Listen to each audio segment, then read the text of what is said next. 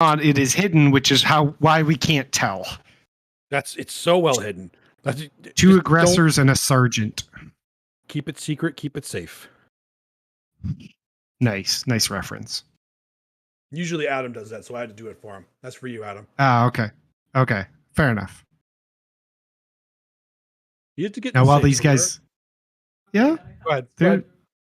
Well, while they're getting here, I just wanted to call out Mark Murphy mentioned. Now we are the old guys with the beards. That is depressing. Why did you point that out? But we don't have the tool. Oh, okay. I can't. You know what? I can't speak for everybody because maybe some people do have power tools with them. I have seen some people carrying like tool belts, which are not fashionable, but they're very practical. So, you know, True, you do you. True. You do you. There's no wrong way to do this hobby, and I immediately regret saying that. Yes, you do. Oh, Dustin. Okay. Why do you say things? I don't know why I talk. There's sometimes it just happens. It's not me talking. It's just thoughts leaking out of my body.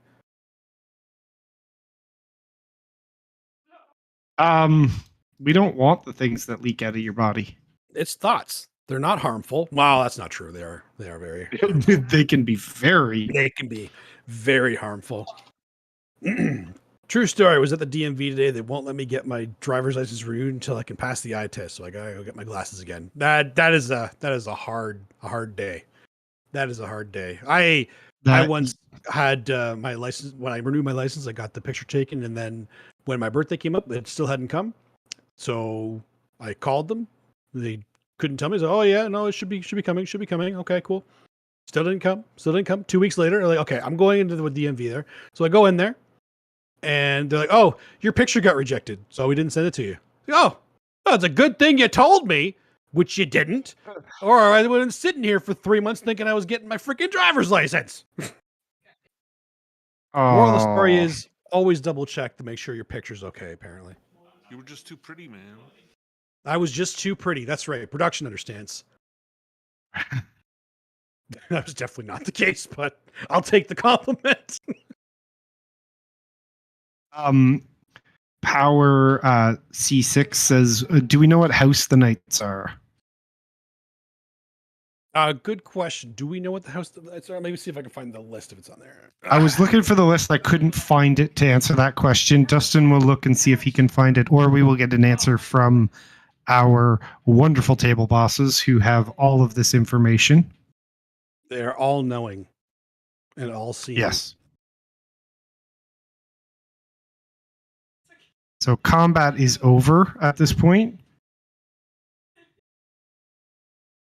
Let's head over to table one. It looks like the Death Watch took a pretty big hit, so we can give some time for Fred to kind of figure out his turn and see how he comes back from that. So let's go back here and see how much more biomass has been added to the pool here. And it looks like a lot of it. Oh my goodness, it looks like a lot. Oh boy. So the acolytes up in the top right, they seem to be engaged with the zoanthropes. Is that the zoanthropes and a neuroanthrope, or did they just charge the zoanthropes there? Because it looks like that's just a zoanthrope squad that's still pretty healthy for a 3-man squad being at 1.5 or 1.25. Swarmy didn't quite get through the warriors down there. There's still 2 left in that squad, and there's a bunch left in that other squad. Sorry? The neuroanthrope is still up there, yep. Yeah, the neuroanthrope is still up there. So the acolytes must not have done too much into the zoanthropes. They must have tanked all of it with 4-up invulns. They killed one dude and took the other one down to 1, so... Yeah, so they killed one, took another one down. That's a drill squad too. That's oof. It's the Twisted Helix. I know people love the Twisted Helix, and I get it. I love it too, but drills are just even more efficient if you bring them in the myriad. They are. They are. Trust Tips me. And tricks. Tips from and tricks. But your don't get me wrong. Overmind. It's still worthwhile taking one big drill squad in any friggin' GSC list because they're just so good. They're so good. So this is Steve's turn right now. Yes. Oh, these are more charges. charging in there. I wish this was like an old school RTS right now where we could see the amount of bodies that have been put on that around the middle objective in this game, because I think the majority of both armies are on there right now. Or have been on there. Or have been on there at some point.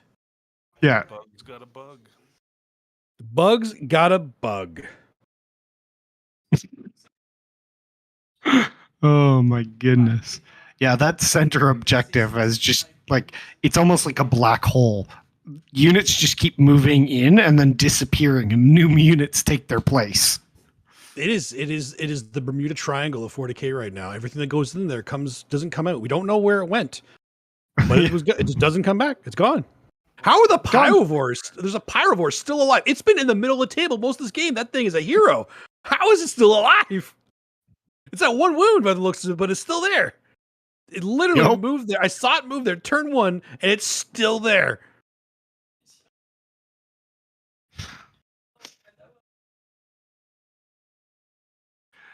Yes, the meat grinder objective. Yep, that's exactly what this is. From chat. Yep. I mean, and you look at those secondaries that they've chosen, this was definitely going to be the case for this match. Not just because they're both NIDs, but grind them down, no prisoners, engage on all fronts, assassinate. Like, they were going to be doing this no matter what. This was going to happen. We knew it was going to happen, and we're experiencing it right now. Yeah, we were just waiting for it to happen. We were waiting to watch what turned out, right? What unit was left at the end of it. See, I'm curious too, for the secondaries right now. Steve only has 9 in his secondary. Is that all grind them down? We just haven't scored assassinate probably, but yeah, I'm assuming that it is, and like we're not scoring no prisoners or assassinate yet. No. Grind them down. Is it going to be a 6? It probably has 1 on second interrogation then, because if it's Steve's turn, he hasn't got the grind them down points because he went second, didn't he? Yeah, he went second. Yes. So grind them down point wouldn't have been scored yet. So it's 2 grind them down probably and 1 psychic interrogation, maybe 1 grind them down, 2 psychic interrogation. I'm not sure which, but either way, I want to see if the Swarmler can survive this. He's not quite as tanky in close combat as he once was. Still tanky, but he's not quite as tanky. So these little guys swarming him might be able to get through him, but it depends on how hot Alex's rolls are. Let's see how this turns out, and then maybe we can check out table 2 if we have the capability. I don't know if we can go to table 2, but once we see this roll, oh, there we go. Swarmy's at full health right now, so it'll take a bit. See, this is the one that is interesting to watch right now too, because there's so much mobility, and those shining spears are gone. Yeah. They were there. We found them, and we lost them. And then we immediately lost them again. This looks to be in pretty good control for the Harlequins right now. I don't see much Eldar.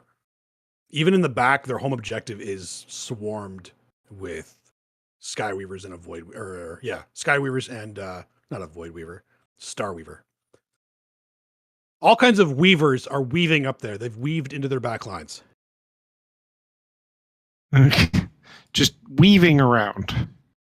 Now, exactly, Jernicus. The Swarmy he hits a lot more. He hits harder, but he's definitely living and dying by that 4++. That is 100%. He's not a 3++ anymore. Now it's parry. He's just instead of giving a 3++ in combat, it's just 1 free save basically. If you fail 1, he just passes it in melee, which is cool, but it's definitely not as good as the 3++. But they've definitely cut down the 3+ invulnerable. Thank God, because they were obnoxious. 4++ is at least it's a 50-50, so it's kind of like eventually it should go one way and the other.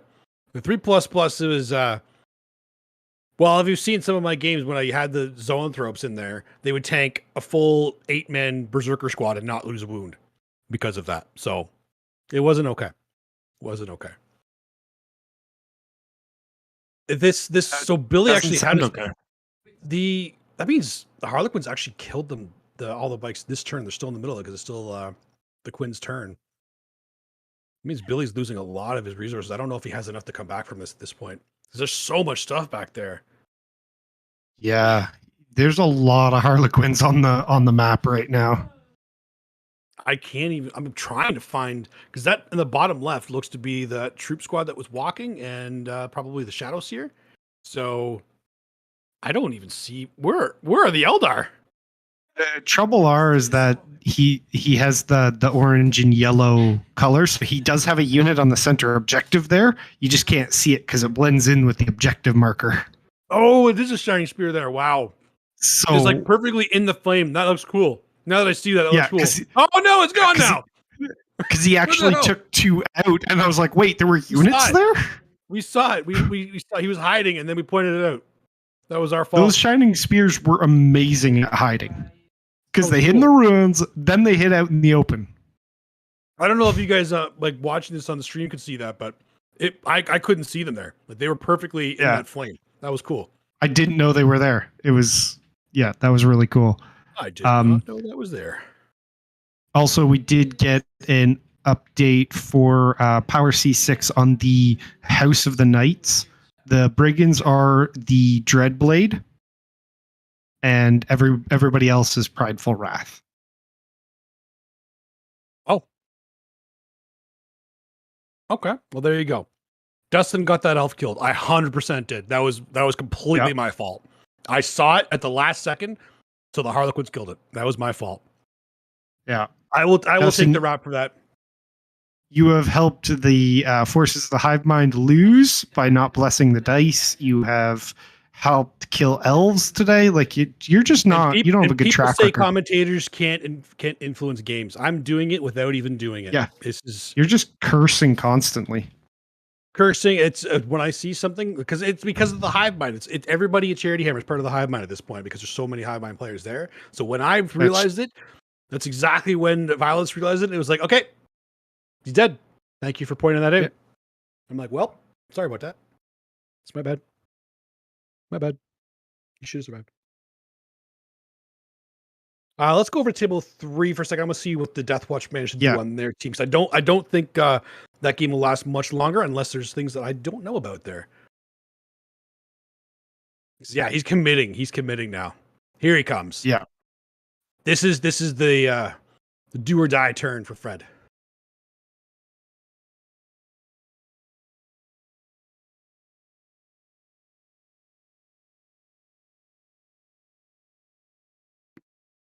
Are we in the charge phase already? I think they're all in close combat, yeah. Oh, he's killing knights. He's picking up knights. Knights are dying. Knights are dying. Oh my goodness. Hurry, Greeks are dying. That's from Troy, by the way. I don't know if anybody caught that, but I tuned you out, so most whatever. people do. Apparently. People do. That's when I have to start talking like this. Because this Oh no, it's back. It's Welcome back. To the ASMR. It's always back. It's never gone. It never left you. Wow, that's an lot of attacks. What are they, Raveners? You're not Tyranids, Fred. Stop rolling so many dice.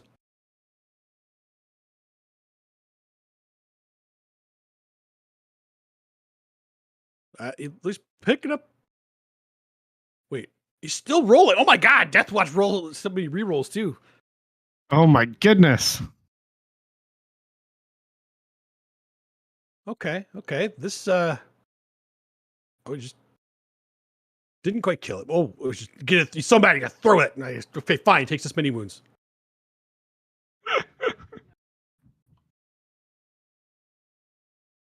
Still got some more attacks there. There's so many guys attacking. That's got to be like the remainder of his army, aside from the guys in the bottom left. They're just hero moding into the middle of the map.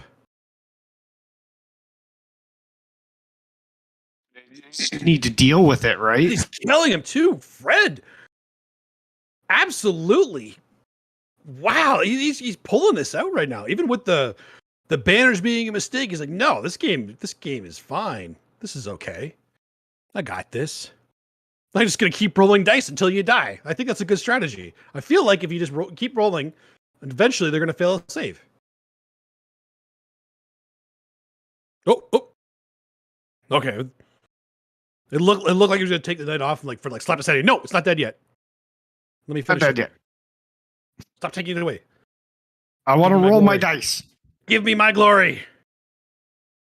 There's still what? Oh my god! Is it dead now? Or was just taking it down again? Oh no! Just took a wound. It's still there. Looks like it's survived. Looks like he's gonna. Is he done now? It looks like he's done now. So maybe Michael will get to fight back. But looks like he's taking that objective. Does Fred own the bottom right objective? I don't see a knight there. I don't see Deathwatch either, but they could be hiding in that ruin. Do we know? We'll get our table boss on that one. Because if he's on that bottom, yes, that's actually Fred owns it. Yes, Fred owns the bottom right. Fred is still in good shape. Wow. Yeah, this for all the hardship that this game could have been, it's still going. He played it perfectly in terms of waiting in the first turn to make sure he didn't overcommit. That's the patience that the top level players have. You know, they don't just go, okay, I go first, cool, here I come. No, he's like, no, there's no benefit, literally no benefit in you doing that. Because if I go and take one of these objectives early on, you're just going to kill whatever's on there. I lose a resource and I got nothing for it. So the way he's doing it right now is this is the way he can win this game. So, wow, this is a good one. This is good. Real he did a lot of damage. I don't think it looks like he's not keeping that. No, there is a guy in combat with that. There's a little zit on the left hand side of that knight in the middle there. I can see. He did get a couple of guys taken off on the fight back. So so the knight did kind of swing back heavily. Yep. But could have gone a lot worse. I mean, he took some knights off the table. He took which is two of them big. off the table, and again, every knight he loses is a big deal.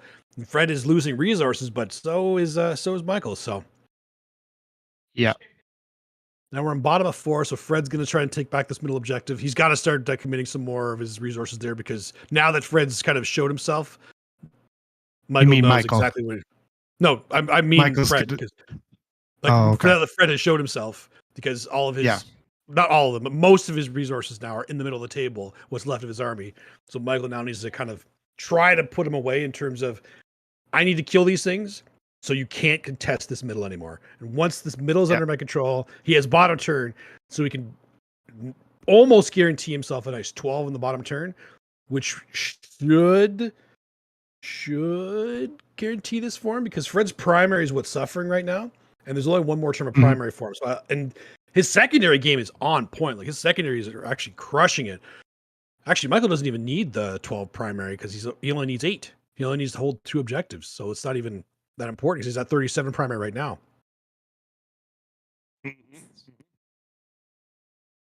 is phenomenal, isn't it, Nergal Matthew? White. Good point. Now, so much knights. So much knight. Oh my goodness. Those knights, big, beefy. And these are the small knights.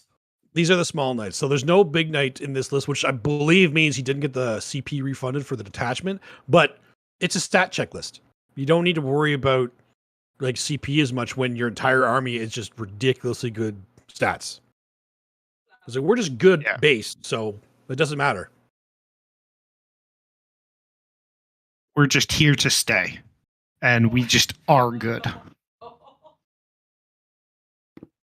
So the knights are now shooting. Here to stay.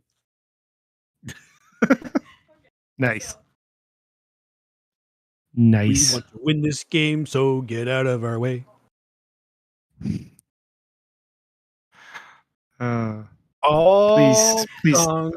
All the ASMR, we get everything. You get everything on this channel, and for Charity Hammer, this is exactly what you come here for.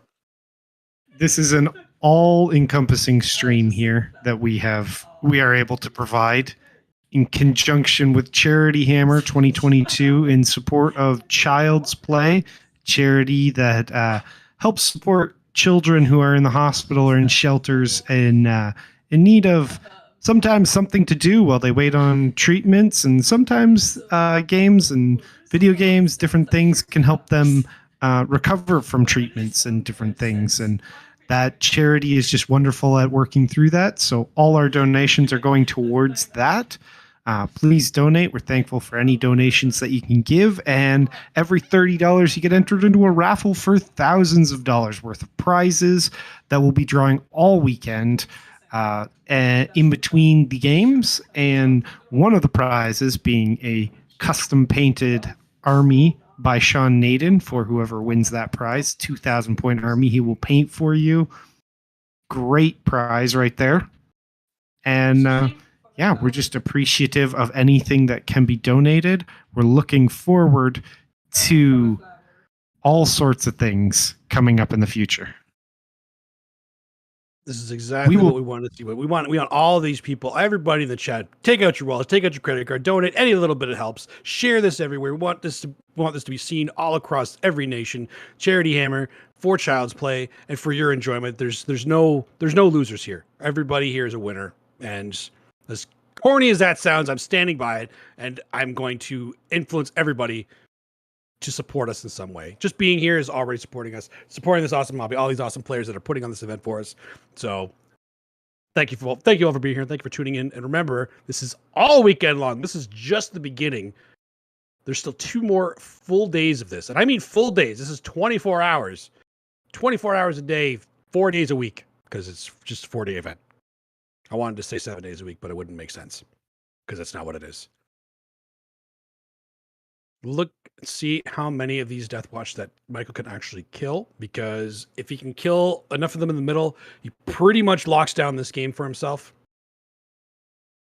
However, Fred might still have some tricks up his sleeve. He's not out. Very good player. He knows what he's doing. He's ready for it. And he knows exactly what Mike's plan is too.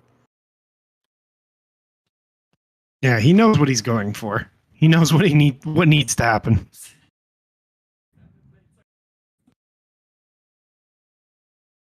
So many dice. Is this like, you know what? I'm just gonna shoot everything at the same time. It's almost what it feels like at that point. That's a lot of dice.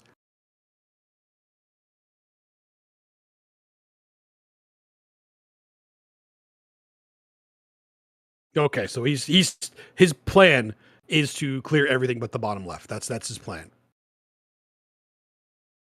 He has stated that. I mean, which makes that's sense. a reasonable goal. It's definitely reasonable with the amount of shooting and close combat he's going to have left. Like, he should be able to do it. And it looks like the ruin in the bottom does have windows in it. So if Fred is on that objective, then he'll be able to see, and Mike will be able to see him. So he might be able to take them out. Depends on how some rolling goes, though.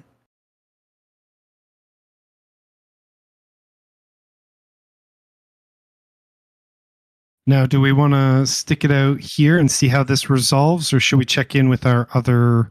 Let's check in with the Tyranid matchup, the Tyranid versus Forces. Which we go. So table 1, if we can. Let's have a look at what's going on. Yeah, table 1 if we can. Left on the table, and how much of brown and purple is left on the table. Nope. Let's keep looking. Let's keep watching this and see this charge phase. That's what I actually want. Because we're charging in. We're charging.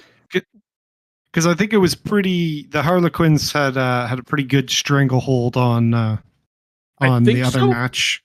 We'll check up on it in a minute just to make sure that we didn't miss anything. Like maybe the craft world are crafty for a reason, so maybe we'll see that in a second. See if they actually had it. True. But do you see what I did there with the stranglehold? Yeah, I saw that. That was clever. Thank you. I'm curious to see though, because never count on any of these players. They all know how to get the points at the end of the game. All of them do. That is very true. That is very true. These are top level players, so you never know what they'll pull out. Like a million dice. All of the dice. Is this him fighting back? He just back here. So he didn't die. Mm-hmm. Is that knight that looked like an explosion roll?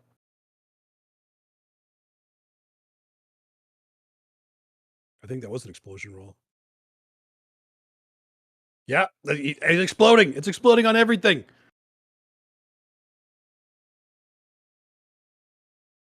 Another knight down. Wow, he actually managed to kill it in the fight back. Fred, he's still in this for sure. The Death Watch are coming to play. They ain't playing around. What are you talking about? More bring it down Nice. points too. His secondary game is on point.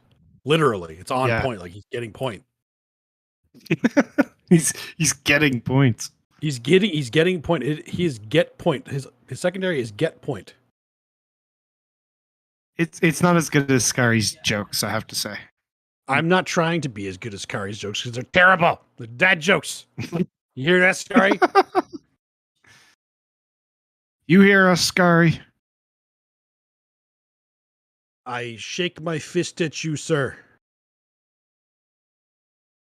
You can't see it, but it's happening. Fred's got a few guys. He's got one little squad there. Whoa.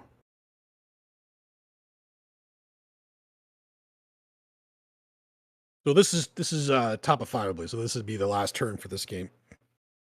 Yeah, this would be Fred's. So we actually do have an update that that table 1 is done. Okay. So that one finished off with Alex coming out on top. 78 to 61. 78 to 61, yes. Wow. Well done, Alex. That was a great bloodbath too. So that it was hard to see Alex's models in there, but again, this is what we talked about. Alex is another one of these top players. He knows how to get those points at the end of the game, so that's crazy. A lot of it's came from the no prisoner scoring at the end. Oh yeah, so that's why. So it was close before because we weren't scoring the no prisoners, but the no prisoners points just like shot him over the top. And yes, the Harlequins did win over the Craft World 85 to 51. So they did kind of take over that game about halfway through there, like we saw. So it all started with when I saw that one Shining Spear. So I'm sorry, Billy. That's on me. That Shining Spear was going to change that game if I didn't say anything. Yep. That Shining Spear was the thing, and Dustin cursed you. So I cursed it, and now it looks like they're talking about the rest of the game here, and this is tied right now. So they're one of them is desperately trying to figure out a point somewhere because otherwise this is a draw.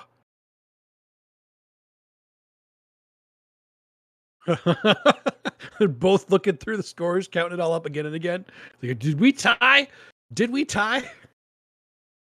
That's always the conversation you have when you tie with somebody now. You kind of look at each other like, did we actually? Let's both count the points again because one of us has to be wrong. We didn't really just do that, did we? Did we just do that? Is that what just happened? Yeah. Fred crushes the secondary game. Mike crushes the primary game, and we do. Oh no! There it is. Yeah, the primary. I thought Mike had the 45 primary. Okay. That was a swing. So it looks like Mike is going to take this win because he did get that extra primary there. The primary game, just a little bit better than the secondary game from Fred, though. Amazingly played game by Fred. It looked like he was actually in trouble for a while, but he was holding on for a long time. So well played by both these guys. And I almost wonder if that accident on the secondaries there hurt Fred a little bit, but he still got a lot of his secondaries. So the bring it down was always fantastic. The long vigil made sense too, because I don't think he missed a point on the long vigil. I don't think he did. No. So literally banners.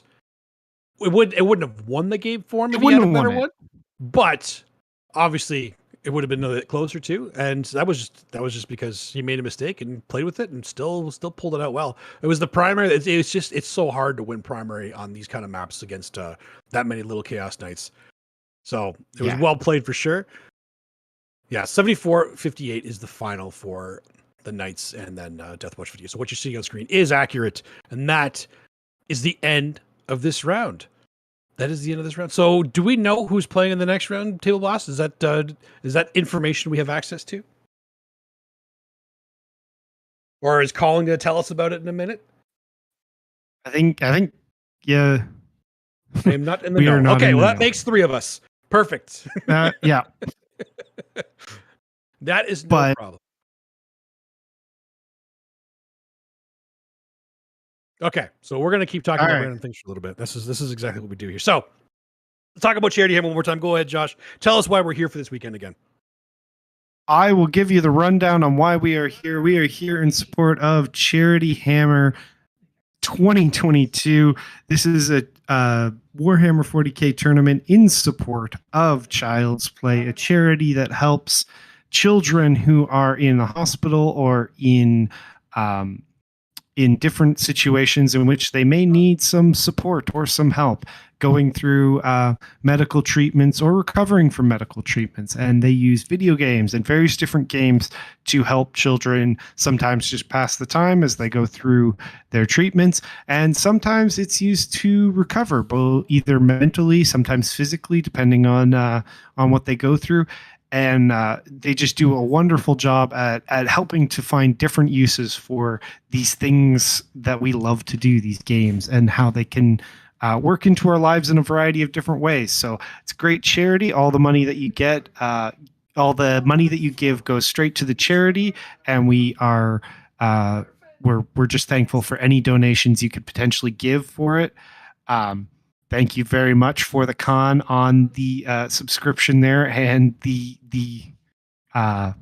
message saying Child's Play donate now. So anything that you give goes straight there. $30. Every $30 that you give, you get a raffle ticket. You get entered into the draws, and you can potentially win all sorts of great prizes. They'll be drawing them all weekend. In between all the different matches, when they go to Colin will be doing some of those draws. And you can win all sorts of prizes. They got boxes with kill teams and all sorts of different things. And one of the prizes, the one that we keep bringing up because it's just so darn good, is a wonderful 2,000 point army hand painted by Sean Naden, the Renaissance man himself. So you supply the models, a 2,000 point army, and Sean will paint it for you. And that is just... he is just on point with his paint jobs. So that is a prize and a half right there, if you ask me. But you can be entered into that draw. So like we say, it's a win-win. You give money to support a cause that is great, and you get entered into a draw to potentially win some great stuff. So, there is nothing wrong with any of that. That is why we're here. These streams are happening all weekend. This is just Friday. We've just been streaming games for one day, not even a day, right? Not even a day. Well, I mean, it has been going on for a day. We haven't been here for a day, but everybody else we haven't been here has been here for a day. That's true. They've been there for as long as possible. There's exactly. That's why everybody's going to be tired here. There's about 3 hours of sleep between a lot of them that are at this event right now. So it is crazy that they're even standing, let alone playing a complicated 40K game against each other with the high level that they're playing at. So it's actually great to see them all on here. It's great to see everybody in the chat. Thank you all for being here. And then again, remember, this is all weekend. Josh and I will be back again tomorrow for 3 more games. You have more commentators and more games coming up after this. There's so much more content to come. It's nonstop, guys. Like if you have something you got to do, you got to stay up late at night, you can't sleep, watch Charity Hammer. That's exactly. It's going to be here all weekend. We'll be here with you. If you're suffering from kind of what's insomnia, we'll be here for you. Come chat with us. We'll be Come chat with us. Yeah, exactly. Come join the streams. And if you're on, those social media things that the kids are all talking about these days, feel free to. That's a thing, right? Yeah, exactly. Feel free to share the links to both the donation page, which hasn't been posted as many times. Team Beer Hammer has posted it again, but it is in the chat somewhere. It is at Best in Tabletop /Charity Hammer, so you can go there to see the schedules and then get the link for the donation is from there. There you can donate there, post it up on your social media, post the link to the streams. Right now we're live on Best in Table and Frontline Gaming TV. Post those links out there, get people interested in watching them. If you're into competitive 40K, this is basically the place to be right now, right? So, I mean, not for us, for the games, for the wonderful games that these people are putting on. These top tier players, Sean Naden, John Lennon. We got all sorts of people in here. all the top players, not all of them, but there's a lot of top players. Well, here. not It's all of them. top level it's top level content. This is the kind of game you want to see. And again, we said it before, and we'll say it again because we're stalling for time. And we are here because every single new rule is in effect. I think this was asked recently too. Every single new rule is effect. The data slates, the points, the missions, everything is in effect for this weekend. So these players literally built these lists this morning, 3:00 this morning. 3:00 this morning.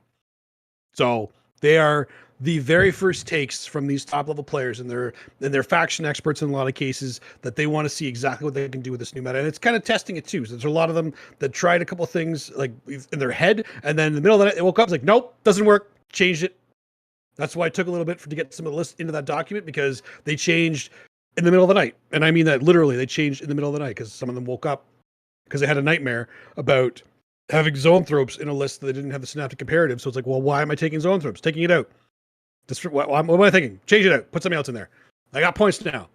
There's so many things they can do with these new lists, and it's a whole new world. It's almost like a new edition. So you are seeing the birth of basically a new edition. 9.5 is here, and is here at Charity Hammer first and foremost. And you're seeing it with all kinds of top players, showing you exactly their ideas of what they're going to see. Some of them could be wrong, but a lot of them could be right. So you can see some of these things. You can copy them. This is if you want a net list, here's a place to net list from, right? Yeah, that's what people do nowadays. They go on social media and post on TikTok, and they net list. I think that's normal, isn't it? Can we link it now? You know what? I'll just copy and paste from Team Beerhammer here. No, Team Beerhammer is a link to the schedule. There's one from Biff. The child donation. Sorry, that's a different one. Yeah. We'll see if we can get that in the chat here soon. So it's in the got it here. Chat there. You can grab it from there. I am grabbing it for you guys. Here we go. I am not signed in to be able to. I'm Stutter Scrub, by the way. That's why that's who's showing up on that one there. Where else am I? I'm over here as well. Hiya! There we go. I think if there's any media platforms that we're streaming to right now that I did not post that, please tell me. There's a few of them. Oh, there's so many of them. We're on 2 different YouTubes and 2 different Twitches. What YouTube did I just post to? I have no idea. I didn't see it in either of mine. Okay. There might be a chat I'm missing. I am seeing. Let's see. What am I seeing? I am seeing live on Best in Tabletop and Frontline Gaming Network. All right. How about here? Post it everywhere. And then you can go to another Twitch. Post it everywhere. Everywhere. I posted it into the Frontline Gaming Twitch. So let's go to the Best in Faction Twitch. Oops. I mean the Biff Pod, because that's what it is on here, isn't it? Biff Pod. There it is. There it is. I didn't forget about you guys. I'm here. Here I come. Here I come with the link for you. There you go. Boom. I think I covered most places. Raise your hand if you didn't get it. Because that's why we're here. You're so just... sure you have... Art of War 40k too. Oh, I got more of them. Okay. I haven't been looking at that chat. Oh no. Oh my god. I'm sorry, guys. We might have been missing some chat then. I apologize if I have missed your chat. I've been trying to keep up with as many chats as I can. There are so many of them. Oh, we got it?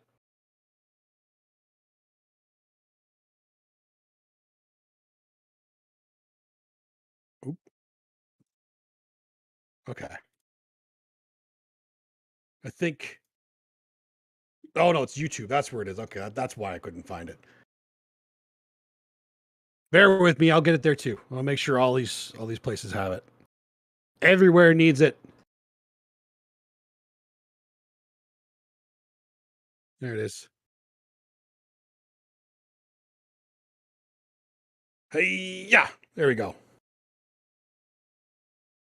And Sherman Messer, I did see your chat. I just chose to ignore that really bad pun that you made. That's a good idea. I saw. Oh, there's a I lot do of chat see going you. on in Art of War 40K chat. I'm sorry, guys. We'll make sure this is open next time too. I do see you. I just choose to ignore you, and that is That's my fair. prerogative. That's fair. That's fair. Yes, sorry about that. Anyone who was writing chat messages we did not respond to. I will try to do better next time to catch all of the chats. There's so much chatting. We encourage all of it. Please make sure you keep that up. And round 3 is going to be Tide of Conviction. Oh Ooh. my God. Who here? I want everybody in the chat. Who here loves the Tide of Conviction mission? Because I feel like it's probably the new Scouring for most people. I feel like that's the one that people hate the most. But I want to know. Tell me in chat. Now that I'm everywhere, raise those hands if you love Tide of Conviction. Come on. And I'll Raise know your that you all hate it. hands. I'll know you all hate it if no hands are raised. You know what? Maybe we should do this the other way around. Raise your hand if you hate it, because that way we actually get more chats in here. Because I don't think we get many more people are gonna raise their interaction. hand for loving it. Yeah, we want the more interaction here. I want to know how many people actually like it or actually hate it. Sorry, actually hate it. Raise your hand if you hate it. My goodness, you're terrible at this. There's one. Yeah, see, for the con, there we go. I know there's more of you out there. I know there's more of you. There's no way there's that many people that like this mission. There's no way. I don't believe you guys. Stop lying to me. Come on. Where are you? The question is, do they know the mission? Tide of Conviction? Okay, if I can kind of explain it to you. Can we explain the mission? Because this is new. This is new, right? Well, the mission itself isn't new. This one hasn't changed. Oh, okay. Yet. Okay, So this one hasn't changed. Okay, that's fair. This one hasn't changed. But the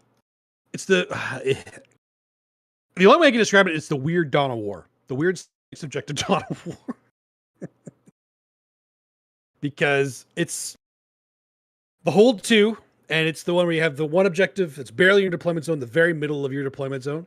And then there's one objective that's like a little bit, like it's up 9 inches and over 6 to the left, and another one over 18 inches the other way. It's actually odd because the way they line up is kind of like a Vanguard style club sandwich on both sides. But there's 6 objectives, and it's Hold 2. And the bonus is to hold an objective in your opponent's, like in no man's land, like not in your no man's land, your opponent's no man's land, like your opponent's side of the table. Which means that in order to get the bonus, you have to be aggressive or at least sacrifice units. So not only is it a Hold 2, so you already have to use more of your resources to be able to hold more objectives, but you have to also throw stuff forward. And nobody likes to do that. And I know so many of you are lying right now by not putting up your hands, or you're ignoring me, and I don't appreciate that either.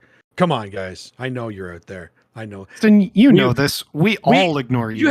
We had so many people give us the in my day jokes, and nobody here hates, except for the con. For the con hates it. Thank you, For the Con, for being honest with us and actually sharing your feelings deep with us. But that should be close to our time. So are we going over to Colin afterwards? Is that the plan? Do we know? I believe so. Good. We're continuing the normal curse. Okay. All right. Oh no. Oh no. Okay. Well, you know what? If we can't get more people saying, wait, you've only played with more chat. Okay. Yeah. I think I can see that. Gamma Ray Gaming says hate is a strong word. Hate. Okay. That's fair. It is a strong word, but is it accurate? And Artemis Steve says, I'm old. I can't find the hand on the phone. That is a very acceptable excuse. I will accept that. Considering we've gone this old theme recently. I don't know, man. If there's not enough people that maybe not but hate but dislike it, Oh, we've had a bunch of big. Maybe we should just fill the recently. time with some more ASMR because this is what you guys are here Yeah, for, that's right? fine. You know what I mean. Because The sultry sounds of Dustin. 30 seconds, and this time it's real. I've had so much time to drink some tea, but it is time to move on to someone else.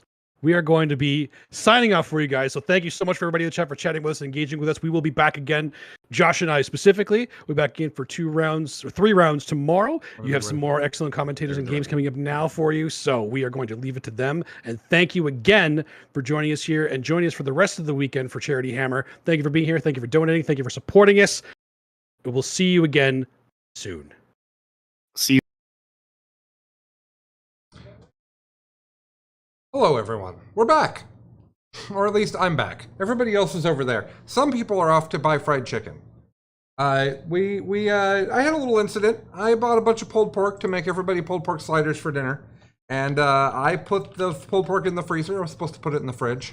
So it's not defrosted. And my wife, the former professional chef, informs me that it may not defrost while everyone's here. And I may just have like 8 pounds of pulled pork for my family to eat after everybody leaves. So that happens. So as I often say, everything happens for a reason, and sometimes that reason is that I'm stupid and make bad decisions. So the good news is that Charity Hammer is not a bad decision, basically ever, and also donating money to sick children, that's also not a bad idea. We've just passed $10,000, so we have another significant digit on our funding, which is yay. $10,062. That means we're about $2,000 from the second biggest Charity Hammer we've ever done, passing that. So that would be just a lot of, that'd be great. That'd be wonderful. You could still donate. I'm going to give away a Bane Blade. Like, that's pretty cool. I'm going to give that away in just a few minutes. So you could still donate and get into that raffle. Every $30 you donate goes directly to Child's Play. That Tiltify page that you see when you click donate, that doesn't go to us. That goes straight to Child's Play. We don't take any of the money. So we track that. We put you raffle. Every $30 you donate is a raffle ticket, and we're going to draw something in just a moment. What we just watched is a lot of really great games that no one has told me how have gone. Fred's here to tell me who won what game. Do you know who won what game over there, Fred? Alex McDougall beat Steve Trimble. Okay, Alex McDougall Tyranids beat Steve Trimble's Tyranids. Tempe beat me. Michael Tempe's Chaos Knights, did they beat you soundly or closely? Did the Death Watch? It was relatively sound. Okay. Yeah, he was good. I mean, I killed half of him, but that was it. He's dominating primary. He usually does what I do, dominate the primary, but all those offset guys everywhere. He's like, I would kill a couple, and then there's I would kill a couple, and there's 3 more right behind. And then I kill a couple, and there's 3 more right behind. And of course, those 3 kill the squad each time. So it's good. It's tough. Oh, that sounds great. I need someone to go tell Sullivan that his dad's here. That's a weird thing to say in the middle of the stream. But that white car behind me, that's my youngest bio dad, and he's here to pick him up. What's that? Well, it's beat Billy pretty soundly. Anthony beat Billy as well. Which, those are the 3 games. Yeah, okay. And then off stream, Zach's Thousand Sons. Chuck didn't want to play as Orcs into Zach's Thousand Sons. He didn't think that'd be a useful matchup. They actually had done it yesterday. Yes. So Chuck played new CSM into Zach's Thousand Sons. Chuck is going to be tomorrow morning at, I think it's 9 o'clock. Let's just take a look real quick. First of all, there's a game at 9 called New Chaos Who Dis, which is Chuck playing CSM into Violence, into Anthony. And then immediately after that, Chuck and Zach are doing a CSM breakdown where they're going to get a bunch of people together. They're going to talk chaos. Both of those things are tomorrow. We'll get the links out. You guys will be able to see it. We are tracking to have a really great final. It's looking solidly like all of the favorites will be in there, but we also have undefeated Michael Tempe. This was his second game, right? This was your second game. So Michael's 2-0. So he's on his way, maybe, if he wins his 3rd game, which I think is against Chuck. So yes. Orcs versus Chaos Knights means Michael's probably going to make the top 8. It'll be tough. I think that the Orcs will have to crump very hard. If you can crack the wagons, then you got a great chance. Exactly right. So, so that's what's going on. Next up, we've got some good games. You can help me decide who's going to win these games, all right? Okay. It is the 6 o'clock hour, and it's going to start on stream 1 with John Lennon playing Sisters of Battle into Hank Adams's triple Shining Spear, Sam Hain, Eldar list. I've seen the triple Shining Spear, Sam Hain Eldar list a couple times. It's incredibly fast. However, Hank played that into Jesse's sisters. Yes, true. Last round, and didn't work out so well for Hank. It might be a repeat. Okay, could be, but Hank also probably learned things He did. from that first game. If he learned tactical mistakes on the board, he's got a chance. Yeah. If he learned that he needs to change this thing in my list, it's still something good to learn. Yeah. But it's not going to help this time. Interestingly, Eldar is usually pretty good into sisters because we're a little bit faster, we're a little bit more durable. Especially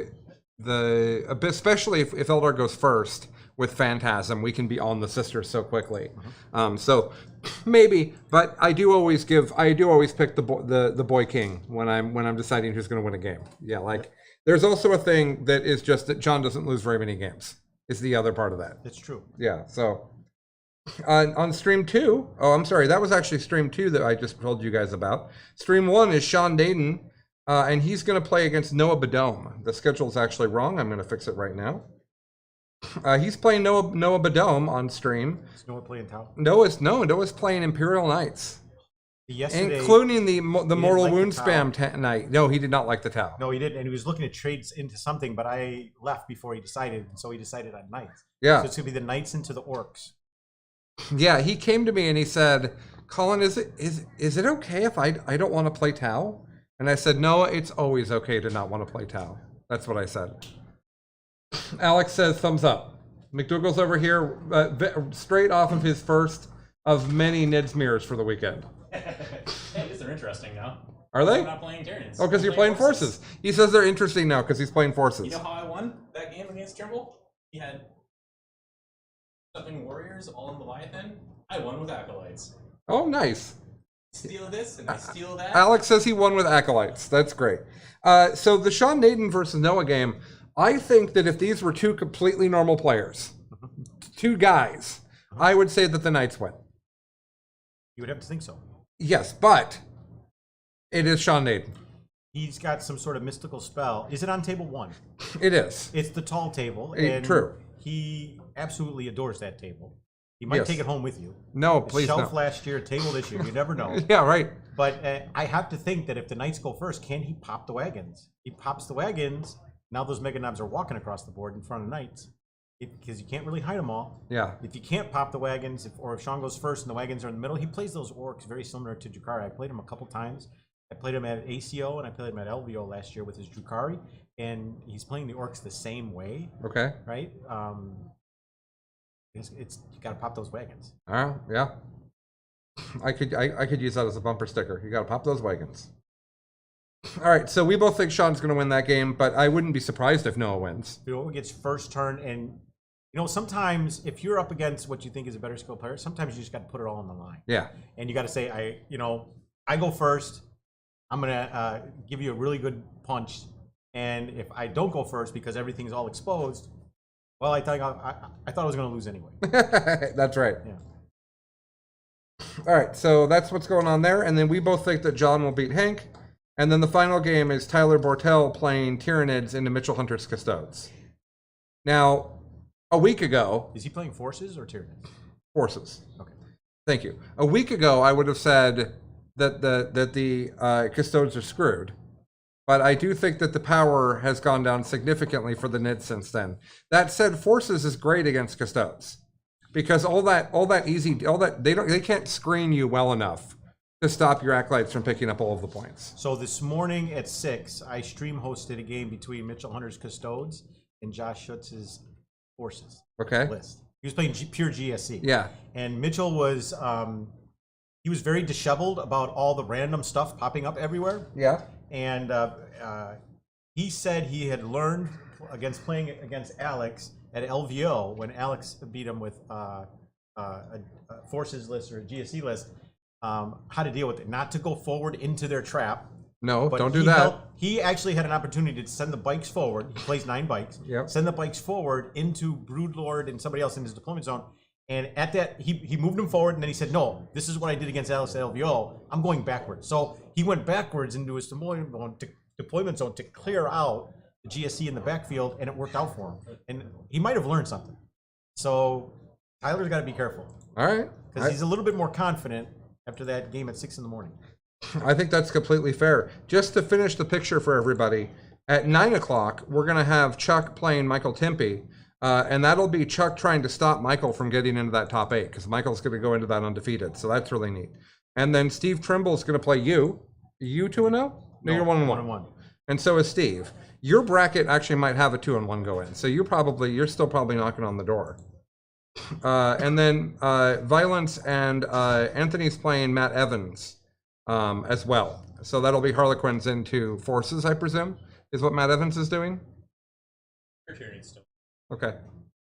So that'll finish our games for the day. Then at midnight, I will figure out the top 8. We're going to put the top 8 games up. That's going to be noon to 3 and 3 to 6 Pacific tomorrow. So that's 3 o'clock to 9 o'clock on the East Coast. That's 8 o'clock to 2 in the morning if you're in England. It is 4 in the morning if you're in Australia. So maybe you watch the second game. Yep. Maybe you watch the second game. And then those two, then the final for that, the semifinals and finals will be 7 o'clock to 3 o'clock. It'll be all we're doing on the final day. One of the fun things we're going to do is that we're going to take those top 8. And the 4 that lose will do commentary for the 4 that win. So we'll do that.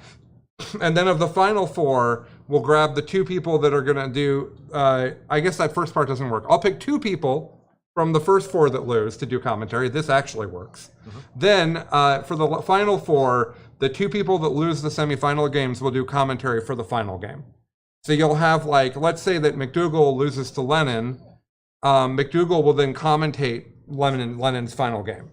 Or if Lennon loses to McDougal. Exactly right. Lennon is the commentator. Yeah, so so the final game is going to have crazy commentary. It's going to be really high quality. Well, they'll know the ins and outs of the armies that they just lost to.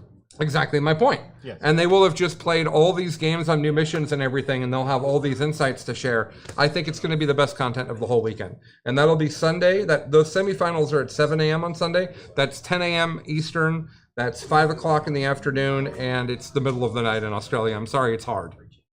It turns out time zones are difficult. There's 24 of them. They don't all get along. No, that's probably true. Is there only 24? Because there's the weird half one in Canada, right? No, 24 time zones. Okay. Canada can do whatever they want, but there's 24. But you don't acknowledge that? About every 15 degrees of longitude. No. What? Damn rights Canada. But there's that half zone time zone doesn't count? It's not reserved by Greenwich Mean Time or whoever said that. Yeah. It's just a convenience thing for that specific region in Canada. Okay, fair enough. I will let you go on to whatever you were doing, Fred. I appreciate you stopping by and telling me who won the games. All right. You could almost argue that I shouldn't have gone live without knowing that, but you saved me. All right, let's give away a Baneblade, folks. Let's give away a Baneblade. I want to tell you that Baneblades now have Armor of Contempt. They do. So I'm glad that I wanted to tell you that. Yeah, it wasn't not incorrect at all. No. So Baneblades have Armor of Contempt. And I have to imagine that somewhere there's a Peter. Somewhere our Death Corps of Kree. Come sit down, Chuck. Chuck, come join me. Not over there. Sit over here. Oh, you're eating a lot of red vines. Wherever you want to sit is fine. Oh, Mitch is here. There we go. We got Best in Faction. You just can't see Chuck. Yeah. And we are actually, there's a giant tub. We're in the correct order. We introduce ourselves in the podcast as well. That's true. We are. My right, left. That's exactly right. And then Chuck flubs the thing that he says every time, Yep. and that's part of the charm. Because he's eating red vines. So we've got every element of every Biff Pod episode. Okay. Yeah. It's canon now, so we'll work Pickles, with it. I need a number between 1 and 310 to win a Baneblade. All right, 242. 242 is Nikki D. Williams. I wonder if that's Billy D. Williams' kid. That'd be cool. I mean, yeah, that would be rad. I'm just going to say yes. Yeah. I'm just going to say it is. Good job, I'm Nikki. honored to have Billy D. Williams' kid win this prize. It's a plan generations in the making Exactly. that has befuddled Alex McDougal. Welcome to the cool side of the All right. So they have won a Baneblade. Now I need a number between 1 and 310 from Jesse Sell. I need a number between 1 and 310. 186. 186. 186 is Owen Bissell. Owen's a great guy, wonderful member of the 40K community, and he has just won a month free to The Art of War. Nice. Amazing. Owen, Yeah. I love you. Yeah. Awesome. Yeah, Jesse's got your back, Owen. Randomly, at least. Yeah. Well, I mean, you looked at this earlier and said, remember to tell me which number Owen is. Yeah. Yeah, I That's know. exactly how that went. Guys, Play, but it was smart. just like the script says, we don't do this on camera. Oh. Yeah. Disappointed. We were over this in rehearsal. Okay. One of my favorite TV things of all time is the Kevin Sorbo disappointed thing. If you guys don't know about this, when Kevin Sorbo was Hercules, which is a show that the old people can explain to the young people. When Kevin Sorbo, It's The Witcher without CGI. It's what? It's The Witcher without CGI. Yeah, I don't have a comeback to that. That's exactly what it is. So in the script, it said that he was supposed to look to the sky disappointed. And it said disappointed in parentheses because it's a script. Yeah. Kevin Sorbo's not a bright man. And so instead, he just looked at the sky and yelled, disappointed! it's great. And I got to tell you, my wife and I do that all the time. We just yell disappointed at the sky. I mean, where else would you yell it, really? It's exactly right. So, like, yesterday, I learned, thanks to having a plumber on site, that the pool house has water leaking on the way to it. Oh, that's important. We've Not got all a road stuff. We've got a groundwater issue over there that I'm actually considering who I'm going to hire to dig a hole. That's one of the things I'm dealing with during Charity Hammer. But when I messaged Stephanie, she responded with disappointed and an exclamation point, and I knew what she was doing. Yeah. So we've given our prizes away, which is great. We've talked about who's going to win the next games. But I bet we have to vamp for a little while longer because those games are probably not set up and ready to go. Am I right? Oh, man. I would love some flippin' questions. Sure. We've had so From few chat. questions from chat. I would love to answer some questions. I am. Who would you guys like to see me play? I have time, and there's a schedule opening at 9 a.m. tomorrow. I can't play Lennon, and I'd like to, but I want to play Hale. I have an updated Hale list I'm excited about. With after all the nerfs, and I'd like to play it into somebody I don't get to play very often. So, who do you guys want to see me play Hale into? Please don't say Chuck because I play him all the time. I also don't want to play against Tail. Yeah. Yeah. And those are both valid points. Maybe Jesse. Jesse can play Sisters into me. That'd be fun. He beat Elder earlier today. Yeah, because he's still good. That's why, right? Nope. Way to sell it. Have you considered making game-based puns based on your name? Game-based puns off of my name. Like you could say, I'm just trying to sell it. You could be like, you could make puns. I don't know. I'm Jesse trying to sell. That's not funny. That doesn't I work. think t-shirts is probably the way to go. I think Okay. if My you- face on them. Yeah, right? with a smaller body with a t-shirt with your face, with like just every Yeah. single one. And Then it would just say sell out. Team sellout. Yeah. All right, I like that. hashtag team sellout. I like that. I think it's Stephen Wright who has the thing where he says that he wants to get a tattoo over his entire body of himself, but larger. Sure. I really enjoy that. Yeah, I appreciate that. Yeah. 10% bigger. Yes, exactly. Yeah. I also have told Stephanie multiple times that I want to buy a humidifier and a dehumidifier and put them in the same room and let them fight. You can do that. I have, in construction, I've seen that precise thing done. Does it work? I mean, if you don't want to accomplish anything, but yeah. Why would they put them together? Because they thought that they thought they were both dehumidifiers, and it didn't occur to them that adding water to one to dehumidify did not make sense. Okay. You don't always work with the brightest crayons. Yeah, Do we have any questions? in construction. Well, No, that's sad. that's okay. You know what's? in the next hour, next block? Yeah, what's coming up next? Well, we just talked about that. Oh, okay, great. All right then. We literally just covered that. Good job, Chuck. We can cover. Nailed it. We could cover it again. Apparently. I was going to say that one of the interesting things is that there's nothing hot sauce related about this year. And the reason why I think that's interesting is because we not only did the hot sauce contest last year, but the previous year is where they accidentally trolled Jim Vessel with hot sauce. Jim Vessel trolled himself. Yes. So what was that hot sauce? It was very hot. Yes. That was it was the First iteration of the hottest. It was the original version of Hot Ones. Okay. They're the last step. It was the Okay. original iteration of the last step. It was very tasty. And people were putting just a little bit on their tacos, as Yeah. is appropriate. Yes, and And he Jim used- walked up and thought it was normal He bland used hot it like sauce. tapateo. And he went, and then he starts eating, and he had this pride moment where he's like, I don't know what's happening. I'm dying, and the rest of these guys seem fine. I don't know how to respond to this. Like, what do I do? And I'm still in the kitchen, and so just Jim, and this is I know Jim, but like I don't know him that well. And all of a sudden, there's super sweaty Jim Basal with his hat up here, just like comes through the door, and it's like, what happened to me? And he just doesn't understand what's going on. And I'm like, well, did you use that hot sauce? He's like, yeah. I'm like, well, that's a million skull bill, bud. That's what's happening to you. Yeah, I don't think there was anything hot sauce related at the first Charity Hammer, so it's not really a tradition. No, I think that it's a nice thing to do every now and then. Yeah, we didn't do the hot sauce eating contest this time. Yeah, the vibe of this Charity Hammer feels much mellower. I think in general, like it's a lot more chill. Last year, I think there was a certain amount of sort of like enthusiasm and frenzy because we'd all been locked up for so long and we True. had been so worried about catching COVID for so long, and everyone was tested, and we go through all this stuff, and then you finally see everyone was losing their shit, like getting to be there. So there was this extra celebratory vibe, whereas this year it's so calm, but like you walk around the conversations that are being had, it's just, you're like, I'm never gonna hear that like outside of LVO, like BAO, or like 2-3 other tournaments. Or Well, charity everyone's hammer. list designing too. Yeah, it's just, Normally when you get the players of this caliber to this event, there's no list to be created. no. Like all of these people have figured it out. They know exactly what they want to play. But now everything's changed, and we're in the year of 9.5. Yeah. And everyone's talking about it. Chuck has no idea what he wants to play, right? And how could you? Different from game to game. Yeah. Yeah, just Warhammer. Yep. I'm bouncing around with different Eldar ideas in my head, but like I also love forces. So the fact that Genestealer Cult with NIDS is the way, the cheap, easy deep strike that does cool things mixed with the heavy heft of the NIDS, that's super fun and super appealing for me.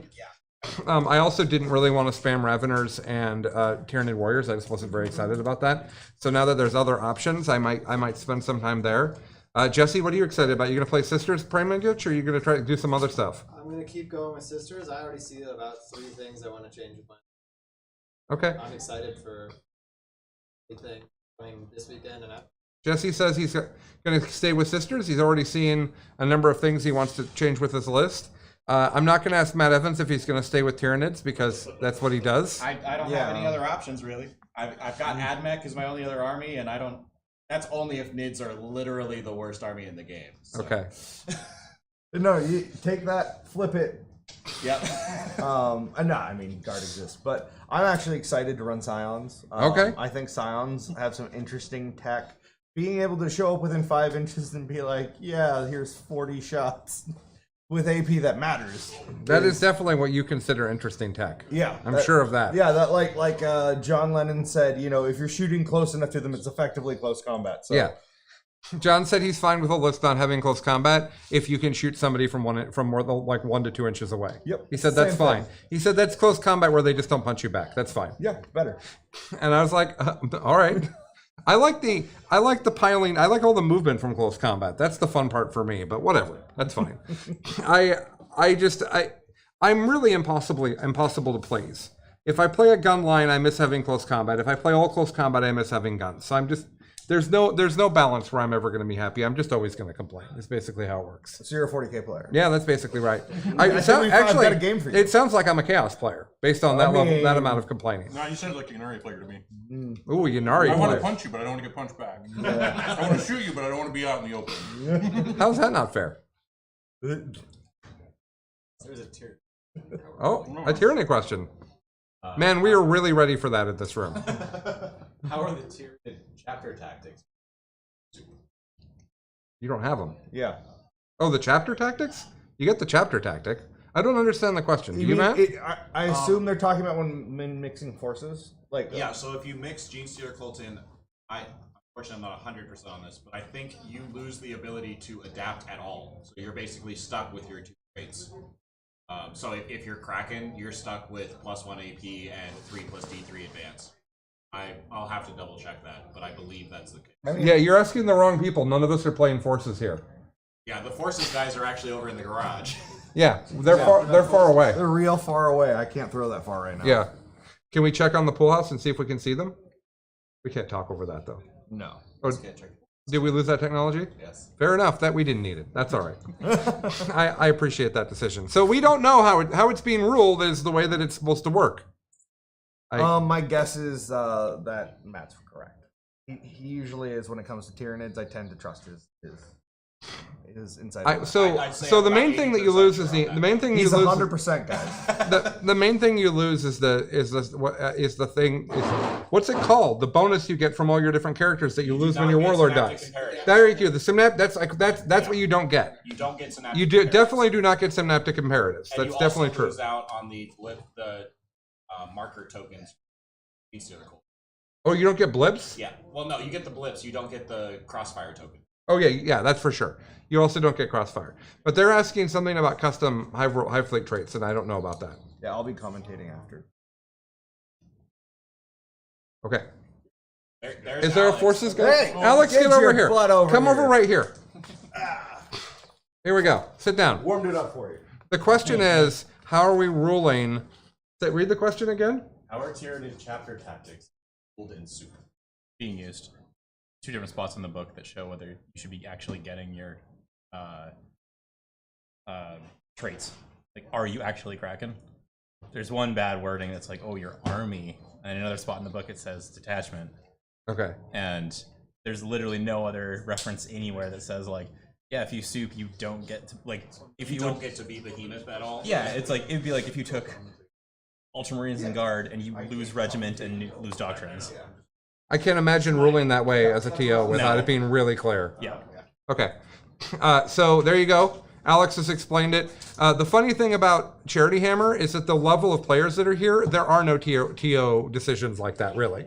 Like last year we did a thing, one of them we did a thing for Chuck where we made it clear that he could get out after a transport move for Sisters because it was really unclear. But like 2/3 of the tournaments were doing it and 1/3 weren't, and we made a call. But in general, it's like, if I wanted to know how we should do a ruling for Tyranids, I would ask John and Alex, and they're the ones already making the list. Tyler, or Josh, it's the people that are here that I would ask. Yeah. So we don't really worry about those sorts of specific rulings.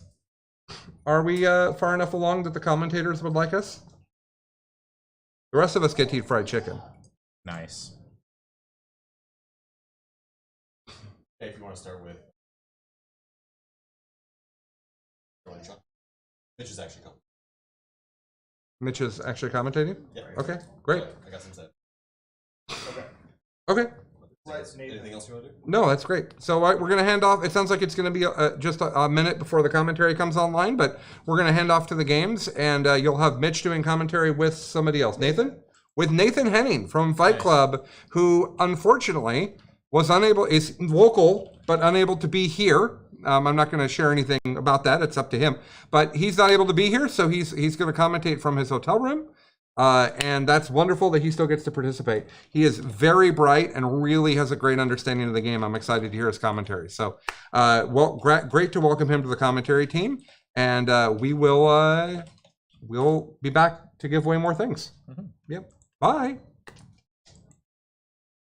Bye. Chicken. You're live, sir.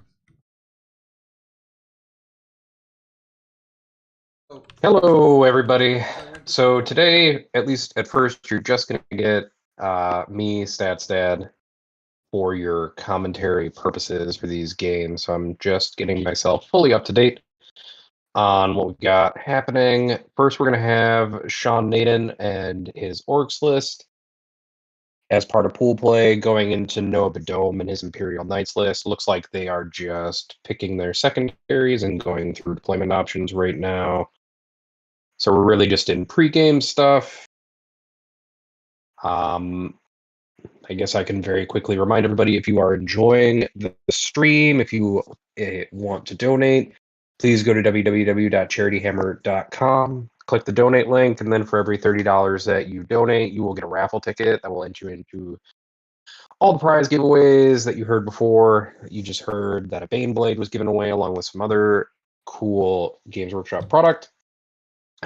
Also, there are Art of War subs and some other stuff that is being raffled off, including some grand prizes that will be raffled on Sunday. But again, if you're interested and want to donate, or if you're interested and want to donate and don't care about raffle prizes, just go to charityhammer.com and donate. Otherwise, please enjoy our nonstop coverage of this event. Oh, somebody in YouTube is asking a question. Realize, Nathan, did Anthony beat you up and steal your house? Is that why you're in a hotel? No, what happened is I tested positive for COVID earlier this week, and so I am in an Airbnb trapped in a room quarantining as my symptoms clear up and as my fever goes away and such, so that I can be allowed back out of the room and back into the general populace. It's okay. We have guards with bats with barbed wire around them, wrapped around them outside the room, so he's very secure. No one will harm Nathan. It's true. Nobody will harm Nathan, and Nathan won't harm anyone else. I promise. Absolutely. Hey guys, it's Mitch. I am here again. I'm back from a cat nap to go all night long. So, how are you doing, Nathan? You feeling better? You sound better. I'm definitely feeling a lot better. I don't need quite as much cough medicine anymore to get me through my life, so that's always a good thing. I feel like no more fever. All the cough medicine is doing at this point is making me groggy, so I think I'm doing pretty well. About 80 to 85% better. I feel like that's where all of our lives turn around, is when we need less cough medicine to get through life. So, it sounds like you're on the right path, and I'm excited for your speedy recovery. Oh, thank you, Mitch. So let's take a look at these games here. Oh, sorry, go ahead. Oh, no, I was going to say, so we've got Noah and Sean up on stream right now. So we've got Noah playing Knights and Sean playing Orcs. And then I believe we have 2 other sets of pool play games. We have John Lennon playing Hank, and then we have Tyler Bortel playing Mitchell Hunter on another table. Absolutely. Those will be the 3 games that we've got cycling today. Yeah, I'll cycle on through so we can show some of the terrain. It looks like setup is going on in game number 2, so we'll transition over there. We've got John's Bloody Rose versus Hank's Samhain. That'll be really interesting to see. I want to see what the sisters look like post Nephilim changes.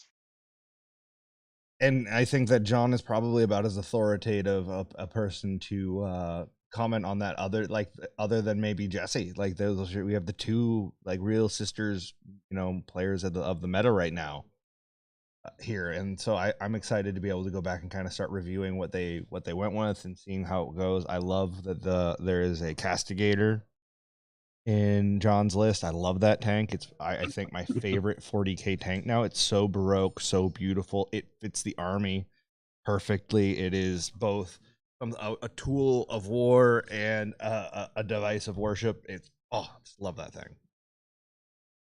Church on tracks, as all Sisters of Battle vehicles should be, right? No, exactly. It's like if you're going for baroque, ecclesiarchal, military, it's exactly what I want. And it's also it doesn't hurt that it slaps, and it's now like 135 points or something silly. Yeah, I think I heard somebody recently saying, so the points drops I got basically allowed me to fit in a Castigator tank just for fun. And I was like, well, it's kind of nice when you can get points drops that let you just fit in a battle tank. And it averages effectively 17 2-damage shots. Yeah, with its main battle cannon, it's true. He has the auto cannon, which is 4d3 autocannon shots plus 3 heavy bolters. Oh yeah, that's what it is. Yeah. So I have only seen a Castigator played one time, so absolutely it'll be nice to see other people play them. Oh yeah, no, if -1 damage wasn't so prevalent, I think that 3 of them would be real easy to just windmill slam down in the back of Sisters armies very regularly and be yeah. This is just, it covers all the board I need it to, and it holds my backfield. It screens out really well. Yeah. So we're gonna bounce on over here real quick to table 3, so we can see what that's looking like as well. So we've got a set of scores that need to be reset. So I'm going to bounce real quick and get that reset on that stream. So I'm going to take us back to 1, or because we've got secondaries on 1 now, and you can start breaking those down, Nathan, while I get that corrected. Oh, excellent. Okay. So it looks like we've got Sean taking Bring 'em Down, which makes sense going into Knights. Oh, did they just it's still Bring It Down, or did they just get cute and say Bring Down? Then Stomp 'em Good, I know, is one of the orc secondaries, and then so is Get to Good Bits. And then Imperial Knights, Yield No Ground, No Prisoners, which is always a good choice in a heavy infantry list. And then Duel of Honor. A lot of what we're seeing so far, in case anybody hasn't noticed, is that we're starting to see the rise of 2 to 3 faction secondary selections for a lot of these armies. A lot of armies have very powerful faction secondaries, especially after the Nephilim pack. Knights are really not an exception. They have some very powerful secondaries that focus on what they do well. The big thing I think that our viewers want to be aware of with Noah's Imperial Knights is he has an Imperial Knight that just does up to 20 wounds on it, just like when it wants to. It's a shock attack gun, 20 mortals. Just boop. There you go. Oh, did he take the? He took the Melta-Cannon, the relic Melta-Cannon. Stratagem to convert. Yeah. Yep. Ooh, just enough cough medicine today where my brain works just slightly, not better than usual. No, you're doing great. The thing with that is it can open a lot of Sean's army. And that's going to be an important tool for the Knights being able to participate in this game. He those big boxy units aren't necessarily easy to hide. I mean, if anyone can do it, Sean can. But if he can get angles on it and pop one of those turn 1 and then preserve that knight and pop open the second one turn 2, that can have a huge effect. And then that knight, all of those mortals can go right into infantry squads and really roll over and do some devastating things. So like, Sean has to prioritize locking down that knight and controlling what it shoots at. 100%. And yeah, so they are being a little cute with the first one. It is just Bring It Down. And then we've got Stomp 'em Good, which is one of the revised secondaries for orcs, which is you score 3 victory points if the number of enemy units destroyed by melee attacks is more than the number of non-Gretchen units from your army that were destroyed by melee attacks this battle round, so it fits with a lot of orc general tactics to get mixed in early and quickly. And then Get to Good Bits is a Shadow Operations one where you perform an action to get victory points. Yeah, no, so I think that the other thing that's interesting in this match is terrain-wise, you're dealing with a lot of large models on both sides. And so Sean really, wherever he's going to be able to push his vehicles through is also going to be hopefully able to clog up where the Knights can go. And so knowing Sean, that's usually what he wants to do, is get those vehicles into the middle as fast as humanly possible so he can jam up lanes, so he can force Noah to be out of position. 100%. That's like the number one tactic. I mean, that's why you saw Biovores get included in Tyranids list. Oh, absolutely. It's just in inconvenient spaces. If you can prevent Knights from moving up, moving forwards or just moving at all towards you, you can stop a Knights list just from doing what it needs to do. Yep. Yeah. So this is really going to be important whether or not they Sean is able to get into the middle and gum things up. If he's not, and Noah can really push strongly into the middle and take that space, that could be good. The problem there is then he's setting up Sean for what Sean loves most, getting to charge into combat on his terms. So Noah really needs to have a plan going in, and I think he needs to lean. I think that he needs to recognize that that mortal wound gun puts a lot more of the tempo on his side than Sean's. Sean has to go play the mission and participate right now and force things to happen because that mortal wound gun will just like peel away too much of his army too fast if it spikes at all. And so he's got to have a plan and he's got to execute. Whereas Noah can maybe play a little more conservatively and be able to rely on his ranges and higher ballistic skills and just more and maybe more consistent shooting, and then engage on turn 3-ish when on his own terms. So there's it's going to be a little cat and also cat I like. Oh yeah, this will be a fun game to watch because it will like if the orcs can. That poor armature keeps falling apart. Poor armature. But if Sean can get mixed in really early, and like you said, just clog the middle and prevent Noah from being able to play a game where he can use the mortal wounds to attrition down units really quickly, then I think Sean's got game into this list. Absolutely. And with the new WA rules with invulnerable saves and stuff like that, he can try to ignore a lot more of the incidental fire that normally would pick up swaths of orcs. For sure. Okay, so we're going to transition back on over to John Lennon versus Hank. It looks like we've got all of our deployment done, and we're moving into what is clearly John's first turn because models are getting picked up. Oh, lots of models just went away. It feels like, is that not phantasming? It might. Well, he's rolling saves, so I feel like they didn't roll for who went first. I don't think, or maybe he did phantasm. I will. Our table boss can jump in here. Clarify for us. Yeah. Our table boss. Yeah, because if that was if that was a whole unit of stuff that just got picked up all at once, that's a little depressing.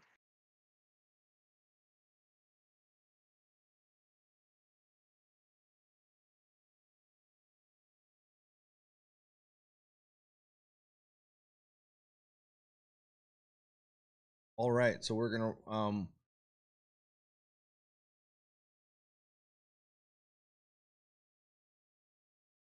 Yep, so we just saw so John went first, and now it looks like we're rolling into Hank's turn. He just rolled out his fate dice and set those up top. Okay.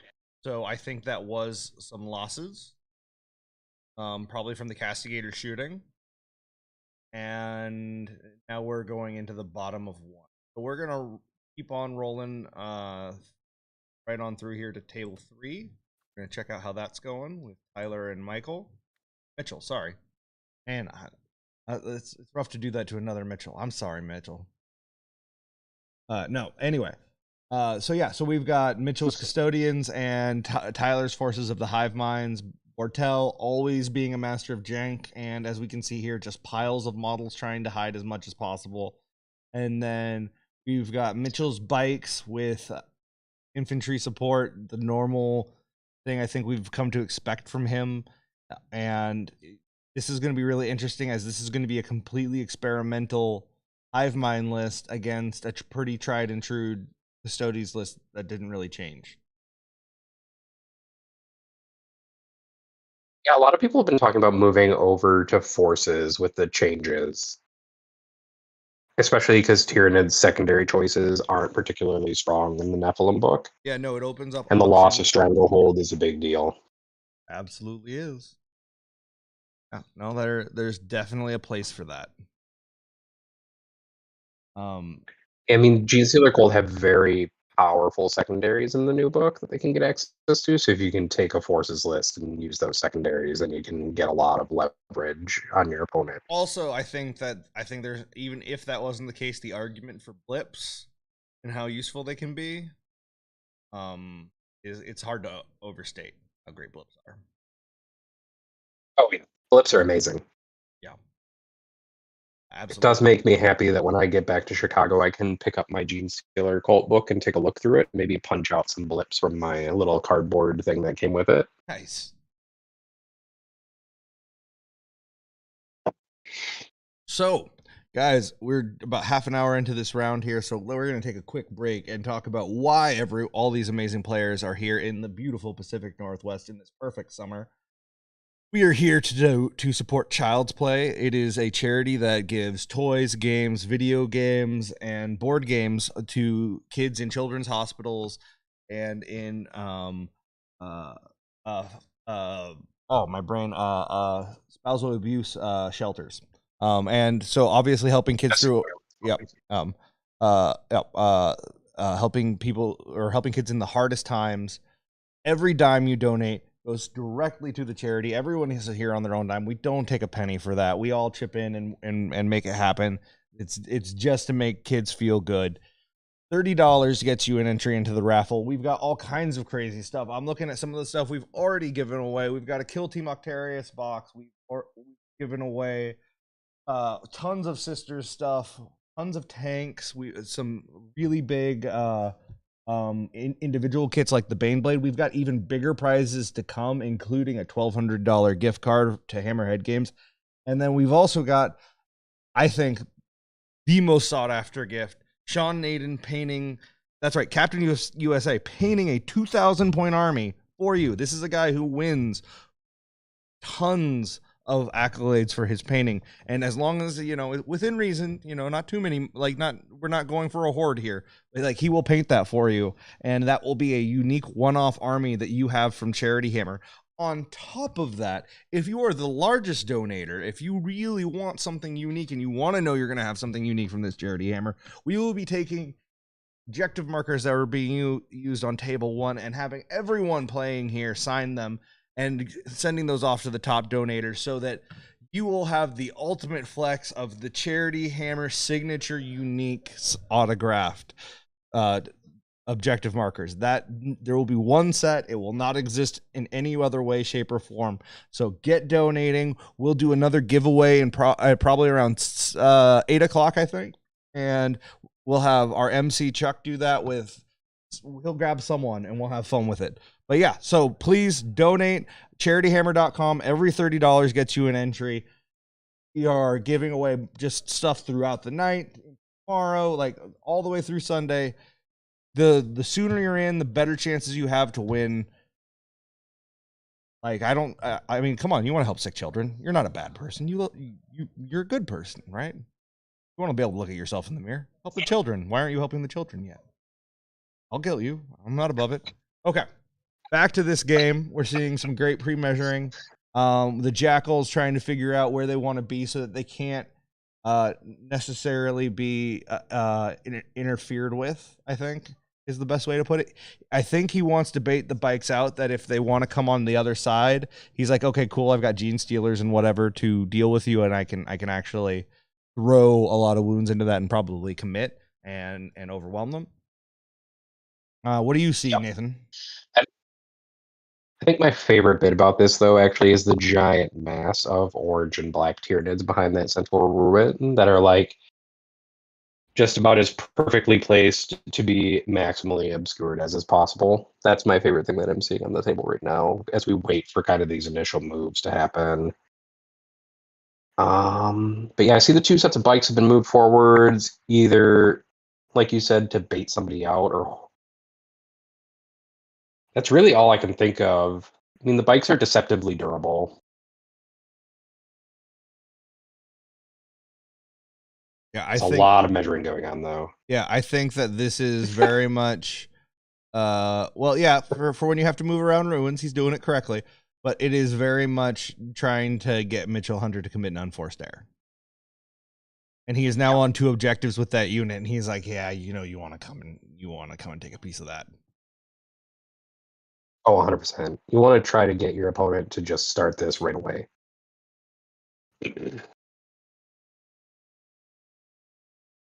What do you think of Tyler's secondaries? I don't think that Mitchell has a bunch of Sisters of Silence in his list, so Psychic Interrogation's not, like, a bad choice.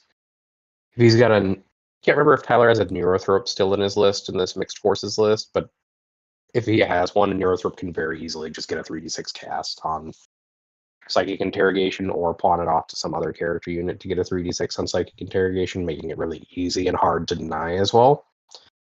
Behind enemy lines is an easy one for Gene Stealer Colt, since you can pop up from inconvenient spots by giving them the various upgrades. So that's kind of sensible to me, and R&D is an automatic 12 for Gene Stealer Colt armies. Makes sense. There's no good way for you to stop a Gene Stealer Colt army unless you have enough bodies to block every single inch of every single table quarter. Sure. Yeah, it's because it's a 3-inch gap, right? Yeah, and custodians are never going to have the bodies to do that kind of body blocking. No, absolutely not. Okay, so let's I'm look kind of over. impressed. Mitchell took Auric Mortalis, and I wonder what he marked for death. I would imagine he's picking things that he knows Tyler has to commit. So he's just probably setting himself up to get more points for playing the game he wants to play anyway. It looks like he did the Swarm Lord. Ah. Yeah, like punish him for like it's a bully unit that he doesn't really want to deal with, and it's the unit that kills his bikes most effectively. So yeah, punishing him for that makes sense.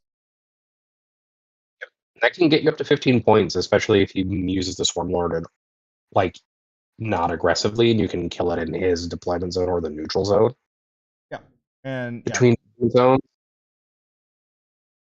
And Tyler likes to play pretty conservatively, for a few turns. So there is a decent chance of catching him in the neutral zone for sure, and possibly even. I think that's a great read on the situation. So we're gonna slide on over to table 1 again and see how that game is going. Okay, it looks like we are pretty much deployed. And what do you think of this deployment here? I think that Sean is staged really, really well, and has clearly identified that big knight in the corner is the can opener. And yeah, you're gonna lose 1 transport to that maybe, but he probably is still gonna get the. Actually, I almost guarantee he's measured that he will be able to vomit out the guys inside onto that objective anyway. Just looking at where that truck on the bottom right hand is at. Yeah, it looks like he's protecting his transports just enough while being pretty aggressive with their deployment. Yeah, no, I think he's been really smart about it. He knows that the 2 little knights in the top left-hand corner are not going to get it done. And so I think he's just really trying to avoid that mortal wound hose and trying to engaging on that stuff on his own terms. And as he goes, he'll be able to kind of throw he only needs a turn or 2 of posing because Noah has to come forward as well. So looks like Noah goes first. So I don't know that Noah wanted that. Maybe he did. I think it really depends if he's going to be able to get eyes on a transport, and we're going to see exactly how well this Imperial shock attack gun goes. Yeah, to me, I'm sure they're going to start the command phase with the doing of the various bondsman abilities real quick. Oh, for sure. But the terrain looks set up in a way where the transports should be safe from everything but the Armiger class knights, unless. Well, it looks like there's a big knight in the top right-hand corner that might be able to go out and down to the right and be able to get lines on that one of the transports. That's the only one I can see where I'm like, Yeah, they might be able to skirt around the bottom right-hand side, I suppose. Yeah, not sure. That's about the only thing. We're going to find out real quick, though. Let's see. And it has been a long time since I've seen orcs played as well, to be fair. And I'm kind of excited because they undid a bunch of the orc restrictions, and then they also gave them some buffs in the new balance data slate. So I'm excited to watch orcs kind of flow back into the meta pretty freely now. So one night is Sean, talking to Donator 9001. One night is going to be it has the big Melta Lance, and that is the relic Melta that can then be turned into mortals. On a 6, and he can make one of those a 6 automatically, and then if he rolls another 6, it's just like oops, all mortals. So yep. It gets real gross real quick. And what's cool about that is you only have to hit a couple times, and then it can just turn into a bunch of mortals that can kill a bunch of individual dudes. It's a very cool weapon. It's hard for me to not want to just play knights just for that.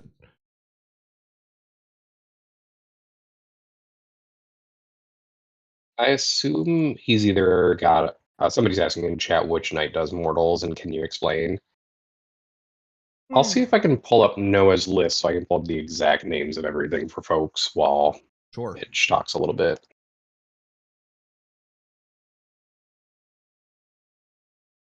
Or I can just pull it up. It'll just take me a minute. Yeah. While you're doing that, we're going to roll right on through the other ones. We'll Noah takes care of his movement phase. On to 2. There it is.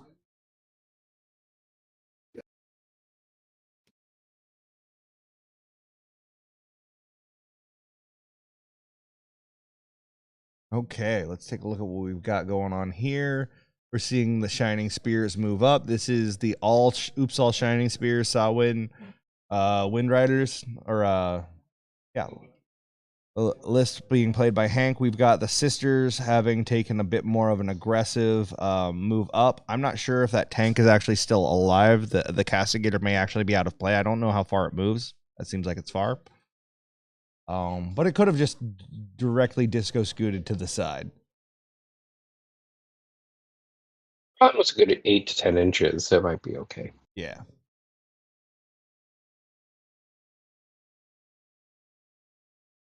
But seeing a lot of potential charges being measured by Hank here.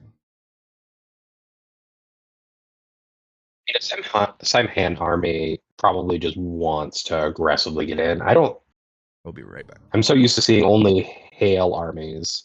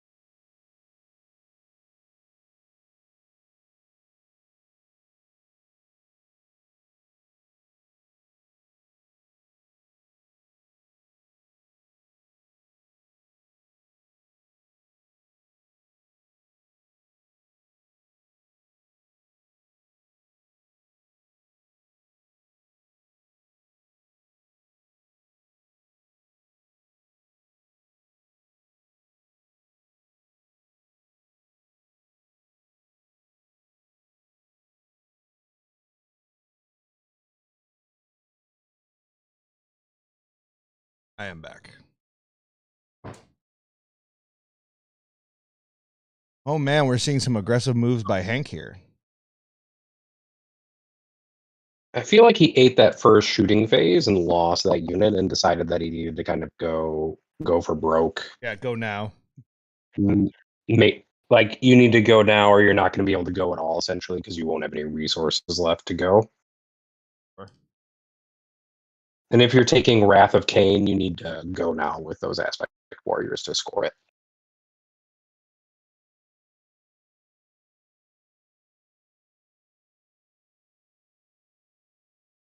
Be interesting to see. I think those are striking scorpions that he just moved up the board really quick. Could be striking scorpions or banshees. No, it's the corpse spiders. Oh, there you go. Makes sense.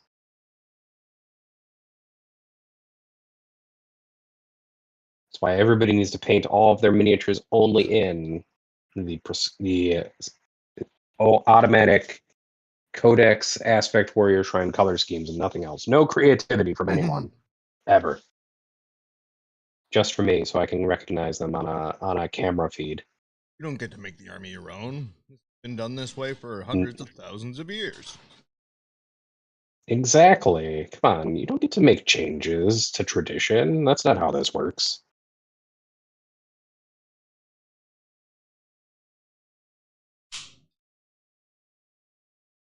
Sorry to scare you, stream chat. I thought we were cutting away to something, and so I muted myself rather than vamping while Mitch actually just had to go do something. Yeah. Yeah, no, that's what I was trying to be like. Don't just go. Okay. Probably feed underwater himself. Yeah, so instead, you dinner just arrived. got a good minute of awkward silence while I stared off into the void, thinking I wasn't supposed to say anything. No worries. It's okay. You are poorly, and that is not your fault. So I'm gonna roll us on over to table 3. We're gonna check that on out.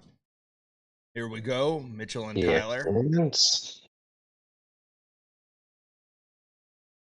see. So it looks like Tyler managed to score at the very least psychic interrogation, I'm assuming.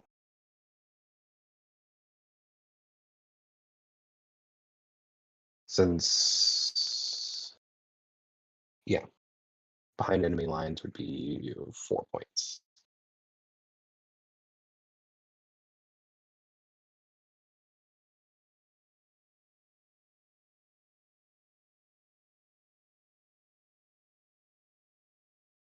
Michael Timpe says hello. He is sitting next to me.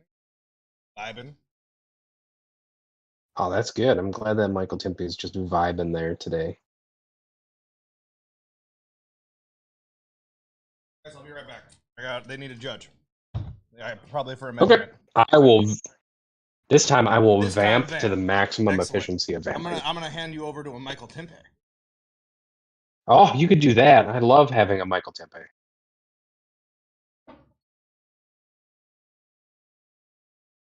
It is me, Michael. Hi, Timpe. Hello. How are you doing? Oh my gosh, it's my favorite person. Oh. How are you doing? I'm doing good. I'm sorry that you couldn't come.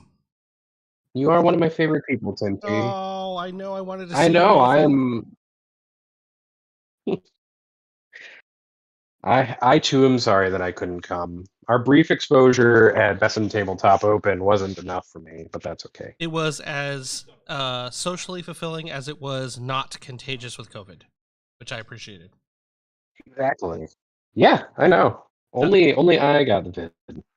That's my favorite sort of interaction these days, is the one where no one gets sick. Yeah, that's my favorite kind too, is the kind that is fulfilling in every way that doesn't involve a pathogen. Mm-hmm. Are you still at the Airbnb? Yes, I'm still at the Airbnb. No more fever, just me and an Airbnb. And occasionally a river out back that I go sit next to. Mm. And you're helping with the commentary? Yeah, we're in the early stages of the commentary for some of the pod play for the GT before the top 8 stuff happens. So right now everybody's got Tyler and Mitchell on screen, and it looks like Mitchell is rolling dice at Tyler. Mm-hmm. Mitchell is very good at Custodes, and Tyler is, as we all know, very good at GSC. Did you get to do some stuff with Outward Realms over yesterday? Yeah, we had 3 games, or well, technically 4 games. Because the middle game didn't take very long. The Nightfall player was very new. It was Mitchell, as a matter of fact. So I did an exhibition game with Josh to fill in the rest of the time. And that was great.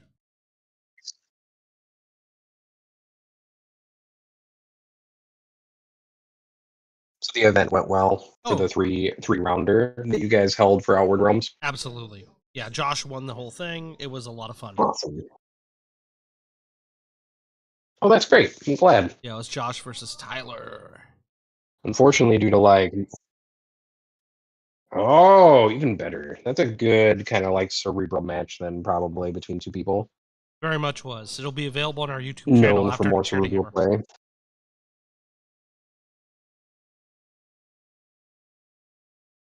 Did you just say it was going to be available on our YouTube channel? Yeah, it'll be available later. Absolutely. Awesome. So everybody should check that out. My few exposures to Chimpy's game have been very impressive. Yay, thank you.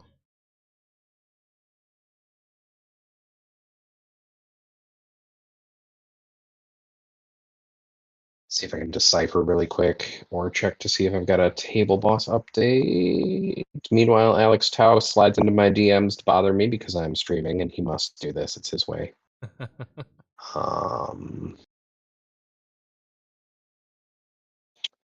Okay, so it looks like the swords and boards are going into the bikes in the center. Looks like one squad of bikes has been cleared out by Mitchell. Looks like maybe 2 squads of bikes have been cleared out by Mitchell. Okay. That would leave Tyler with no bike screens. Losing all of his bikes turn 1 might be a little bit sad. Yeah. Although I suppose they are speed bumping.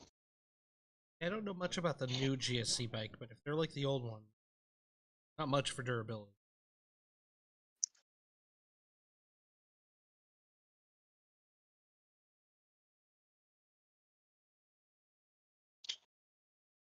Oh yeah, Gene Stealer players are truly, or not players, Gene Stealer models are truly paper models for the most part.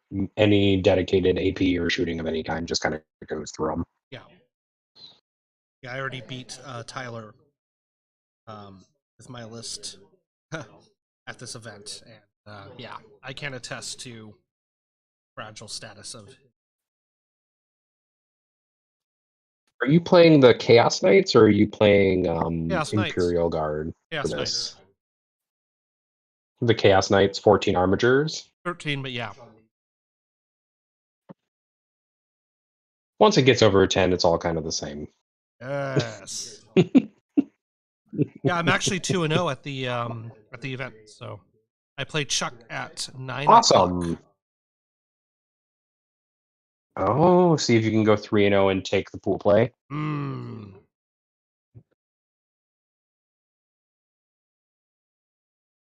That'd be really great to see a slide into the top 8. Really not slide, but kind of kick open the door and just take your spot in the top 8 quite dominantly. Be rewarded for ungaing the max bungaing. I mean, somebody's got to do it because Anthony's not doing the Unga Bunga, so you might as well be the champion of the Unga Bunga. All right, I'm passing you back over to Mitch. It's been great, everybody. Awesome. Thanks for coming in, Timpy. They didn't end up needing me, but I went and took care of some of the people who are looking over the streams for Charity Hammer, made sure they all got fed.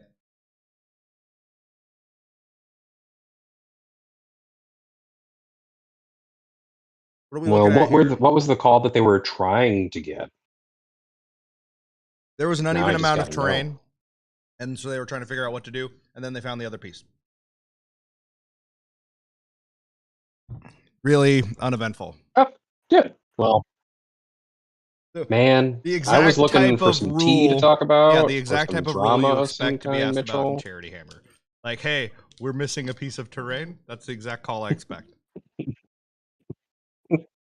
Like anything more than that, and I have issues with you. This is for charity, sir. Yeah. Sir, this is a Wendy's. Need to have a fist fight for charity over this rules Well, discrepancy that we have a disagreement over, you know. Well, we'll just do the 40K equivalent of Foxy Boxing with all the players here. And we'll just get a ring in the driveway of Collins, and we'll get some pillows, and everyone, you know, can just be scantily clad, and they can beat the shit out of each other. It'll be great.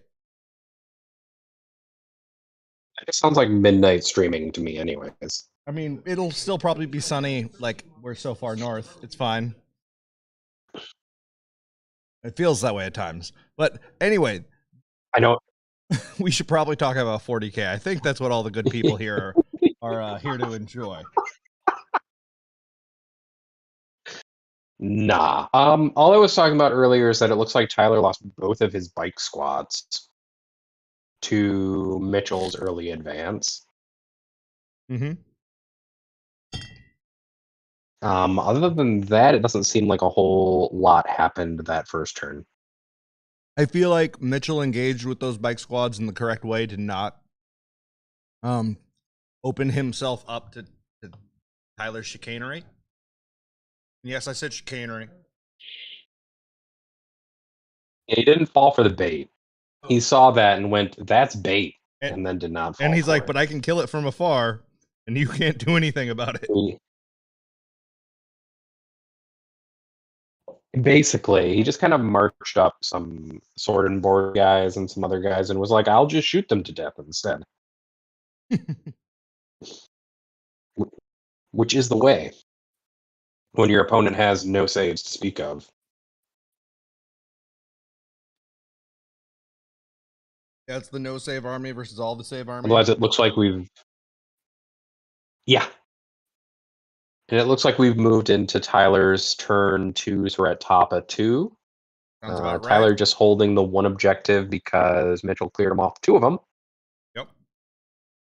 Well, no, he's holding us. I think he he has a scored- jackal on one hiding back that middle center one on the left. Maybe. He might. He has 6. I don't He has know. 6 primary points according to the thing right now. Well, then you're probably right. Fine, just sit there in your rightness. I hope it feels good. Sometimes I'm bound to be right. Eventually, occasionally, I'm right. Not about much, but about this, maybe, provided the scores are accurate. There's a lot of caveats that I can put in here, and as a scientist, I have to put all of them in place so that people don't misinterpret me as being 100% certain of anything in my life. Oh man, no! Like you have to Oh, good. guarantee Somebody give me- things. Everything has to be certainty. I can't deal with the idea that you might actually change your thought process on a thing. How dare you, sir? How dare? Oh, Jesus. How dare, I know. Oh, and I got Noah's list now, so now I can read it real quick.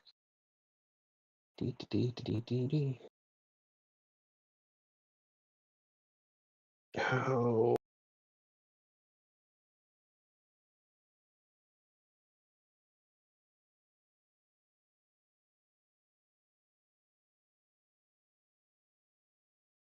Okay, we're gonna. Do we want to check on one of the That's other exactly, games real quick man, and you're- see how they're doing? That's exactly where I was going with it. Here we are at table 1 again. Here we are. No, so we can see a transport has been popped. And a lot of stuff has piled out down in that bottom corner. We have not seen Sean roll anything out yet, and the Knights have not committed to the middle. So now this is Sean having to figure out how to push forward and make things happen. And it's going to be a lot harder, especially since a lot of these Knights can just step on these ruins and see right through them.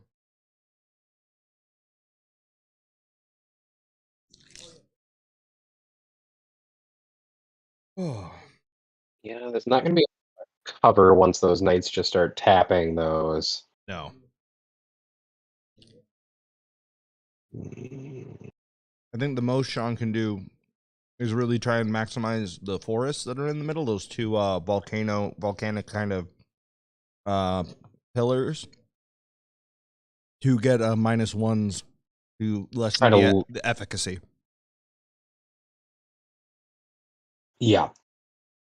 He's going to have to try to limit it as much as possible that way. Just try to reduce a few things. Is there? So let's ask the chat. Is there a particular game you guys are hyped about right now? Give them a few minutes to answer that while we keep going through and we check in on table 2. Oh, that's interesting.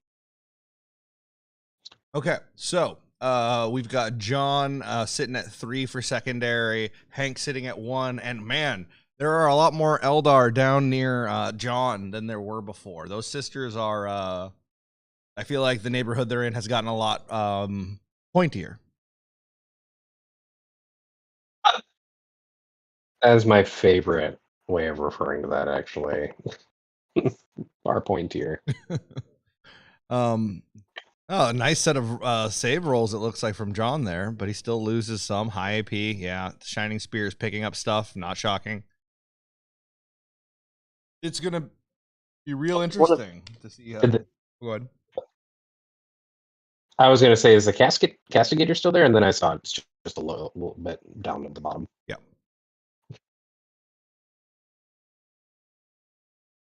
It looks like to me like Hank is playing this and leapfrogging from cover to cover piece essentially with his bikes to get them in position. Yeah, I think and then using those aspect warriors to skirmish for him and try to clear off some of those early objectives to prevent like just a tidal wave of Sisters of Battle from coming out and just blasting him off the table. Well, and he's using those expendable units to also make that middle slightly middle to the right ruin where the Shining Spears are hiding behind as this safe launching bay now, like you said. And it's really, really effective because Sisters, like without enough, like the fly units that John has are not they're nowhere near enough to get over there. So if he tries to start committing that way, he's actually playing into Hank's hand because Hank is going to be able to retaliate before they even get there, in a turn in between and just nuke them. So I think that Hank is playing this as well as you can. However, we never underestimate the Boy King. And John can do all kinds of dirty things and pull out all kinds of wins. So this is going to be a great game to watch. And I think this is the one I'm most excited for. Chat, we want to hear from you. Again, we're going to be giving away stuff in an hour. Every $30 gets you an entry. Giving away all kinds of cool prizes. The sooner you enter, the better your chances of winning. CharityHammer.com. Help the children. Come on. It's for the children. Like that's that. Or the children, folks. Yeah, like that's my only argument is just it's for the children. So, what do you think about and for folks who are asking, go ahead. I was going to say for people who are asking about the mortal wounds. So its first stage is a stratagem. So you use a stratagem to trigger the mortal wounds via oh Jesus, I just had it. Calculated targeting for Questor Mechanicus models. So you pay 3 CP to do it. There's a few ways to reduce that in Mechanicus households using Tyrannis stuff, but that's where on 6s to hit, it converts the damage from your ranged weapons into mortals. And his Knight Errant has Knight of Mars, so he can convert one of his dice into a 6 each turn as long as he's honorable. Yep. And the Heirloom Storm Spear rocket pod that he has is a 3-shot D3 plus 3 damage rocket attack that ignores line of sight. So you can use that to just artillery barrage people with calculated with that stratagem to just pump out D3 plus 3 mortal wounds into things each turn if you want to. And Knights have no problem generating CP. So you can roll some dice and you get a free reroll as well from his other trait. Then one die can be turned into a 6. You can just fish for 6s on 3 shots and put as many up to 3 D3 plus 9 mortal wounds into something on a turn from out of line of sight. Amazing.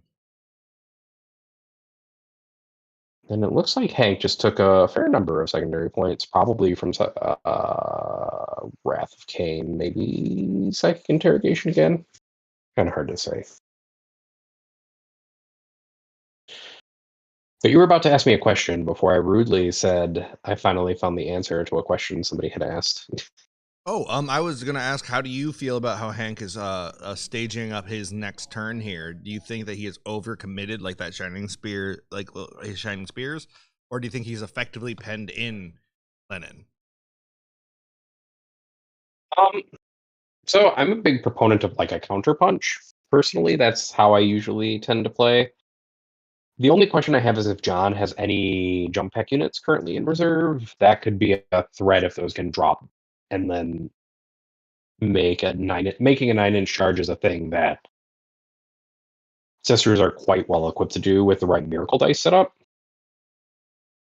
But otherwise, he has a decent sized screen in front, which will make it hard for Lennon to get all the way up into the spears with chaff or anything like that. You don't necessarily want to charge the shining spears with just a 5-person like basic sister squad. You want to probably put some Repentia or some Zephyrim or something at least capable of putting a dent into them, since Simhan, I believe, allows you to fall back and charge as their native trait. Sure. Yeah. This is a real, I think board positioning here is going to be fun, like pivotal, and I am worried that John is not going to be able to blossom out as much as he needs to. Now, I know he has miracle dice. There are a lot of ways he can get a lot of movement, and again, we never underestimate John, but I do think that there is some really good penning in being done by Hank here for trying to keep what the sisters do contained, and be like, okay, you're only going to commit to this, otherwise it's going to cost you an inordinate amount of movement. I'm going to get to engage on my terms. Yeah. And his screen is really doing the best job of that. Mm-hmm. Sisters Absolutely. aren't like normally super fast, and most of them being on foot means he can't just float over those screens to try to get into the bikes that are behind it.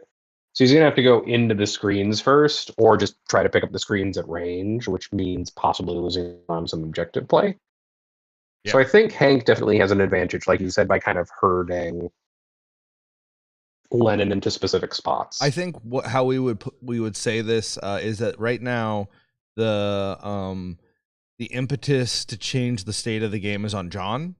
And Hank is in the, you know, he's currently in a winning state, so he doesn't need to act so much as react right now, and it is up to John to change that state. And if there's anyone who's capable of that, it's John. I will say the one question I'll have for Hank going with this plan is that Wrath of Cain doesn't really fit, I think, with the scheme of scoring that plan entails. Because Wrath of Cain is a modestly aggressive secondary. I see what you're saying, sure. But I might be wrong.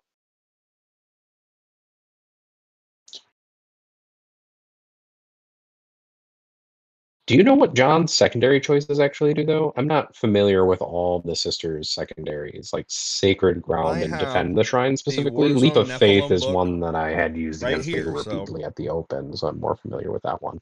Yeah, I've got you covered. Oh, you're the best. Yeah, well, I appreciate that. I appreciate you. So let's get. I'm just going through all the Space Wolves or Space Marines ones. They're all Space Wolves. There's Sororitas. Okay.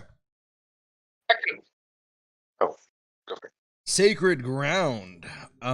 If you select this objective, units from your army can attempt the following action. One or more Adeptus Sororitas infantry or Cult Imperialis priest units from your army can start to perform this action at the end of your movement phase. Each unit from your army that starts to perform this action must be within range of a different objective marker you control that has not been consecrated by your army. See below. The action is completed at the start of your next command phase or at the end of the battle, whichever comes first. If completed, that objective marker has said to have been consecrated by your army, and until the end of the battle, that objective marker gains the Inspiring Adeptus Ministorum terrain trait. It is not considered to be a terrain feature for any other rules purposes. And so each time you complete this action, you get 1 victory point if it was if it's wholly within your deployment zone, and then 5 victory points if it was not. So a really strong secondary. No, that is really good. Yeah, and I don't know exactly what the inspiring does. Maybe chat. I think can it's just inform +1 us. leadership. I mean that's not necessarily useful here, but that would be cool against like Chaos Knights. Okay, so we're gonna do Defend the Shrine next. Defend the Shrine, Battlefield Supremacy. If you select this objective during the resolve pre-battle ability step of the mission, select one objective marker on the battlefield not in your deployment zone to be the Sacred Shrine objective marker. If the only objective marker on the battlefield is in your deployment zone, then that must be it. At the end of your turn, score 3 victory points if you control the Sacred Shrine objective marker and an Adeptus Ministorum from your unit from your army is within range of that objective marker. At the end of the battle, if your opponent controls the Sacred Shrine marker, objective marker, you reduce the number of victory points you have scored the secondary objective by 3 to a minimum of 0. So this is again kind of just play the mission. He's going to go where he wants to go anyway. I think the question here is whether or not Hank is going to be able to effectively keep John from actually getting, defending that shrine. We shall see. And then our last one is Leap of Faith. At the end of each player's turn, if 2 acts of faith... Oh, I know this one. I did it. 2 acts of faith were performed from your army in that turn. Score 1 victory point. If it is your turn, 2 victory points of your opponent's turn. If 3 or more were performed, it's an additional victory point. This is again just burn through your miracle dice. Just get victory points to do it. He has picked a lot. I don't think we're surprised that John Lennon picked a bunch of secondaries that synergize. Man, do they synergize! And he definitely has a game plan here. Oh, yeah, definitely. And then somebody in chat asked what the Auric Mortalis target was. The Auric Mortalis target for the Custodes Forces match is the Swarm Lord. Yeah, let's rotate to another matchup. Oh. Moving on over. We're in Tyler's turn 2, it looks like. That's some alliteration for you.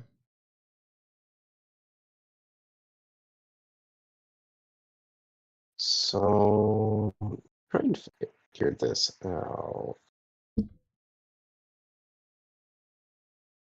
wonder what units are on those 2 top objectives right now. He's definitely scored a lot of secondary points. So I think we're starting to see behind enemy lines probably start to trigger and psychic interrogation. Yeah. R&D probably as well. Like the forces of the hive mind list is going to score so many secondary points so quickly that you can sometimes have a hard time catching up as an opponent. It doesn't even necessarily need to kill you. It can just let its units die horrifically to your clapback. As long as it can continue to score its objectives. Just doesn't care. It will waste all of its neophytes to plant that one flag, to get that one R&D, to get that behind the enemy lines Make the plan until it generations runs out in the of making 5-man happen. squads to throw at you to do it. Absolutely. Okay. So it looks like this game is still Mitchell has a very clear strategy. We're going to see if it pays off for him in a turn or two. Right now, Tyler is clear. Tyler's either shutting him down or is playing right into his trap. We don't know which yet, because a lot of Custodes are still on the table. It doesn't look like much has died.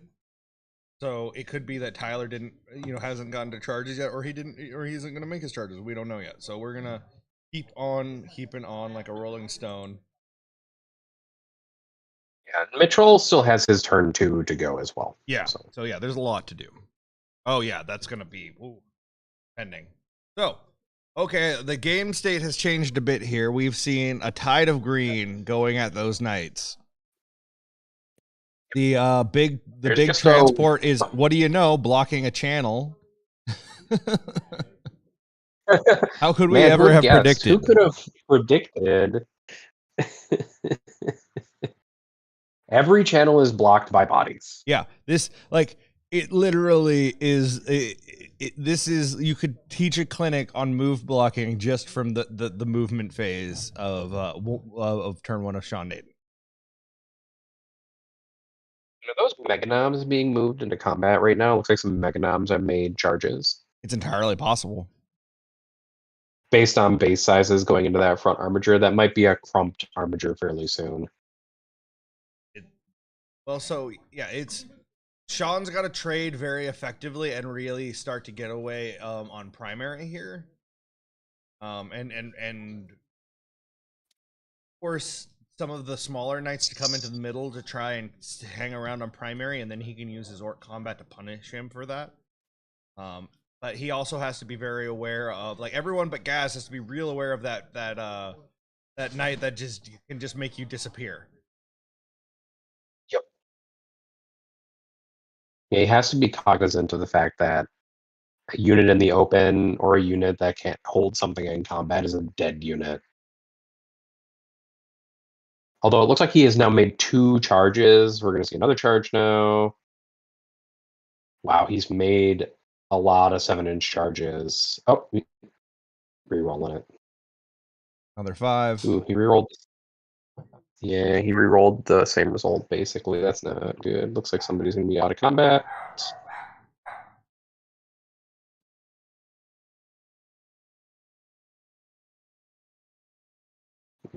Here we go again. That'll get somebody in, though. He's definitely getting multiple units into combat with those armatures, who I don't think are actually equipped for melee combat. I don't know. I think that there is a mix, and I'm not. Those look like guns, for sure. This could. There are 2 units of. There are 2 units of Warglaives. There are 4 Warglaives and 3 Halverins. So you really hope that those 2 yellow and blue knights are Warglaives that were used to defend the Helverins behind them, but we shall see. Yeah, we'll find out in a second.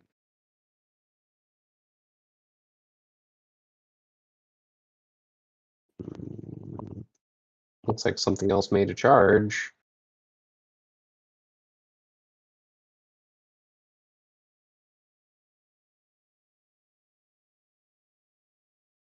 That might be Gaz, though.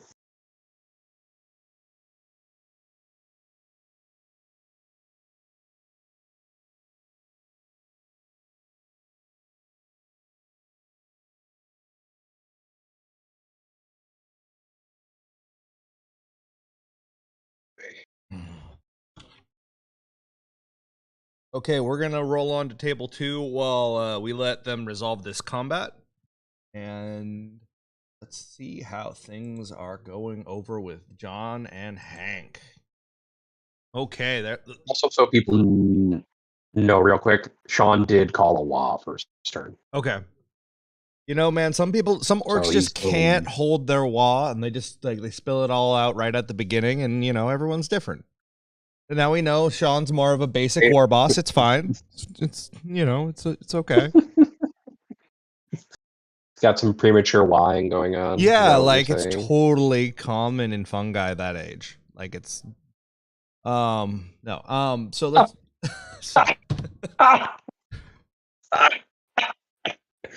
I got him, guys. We got him.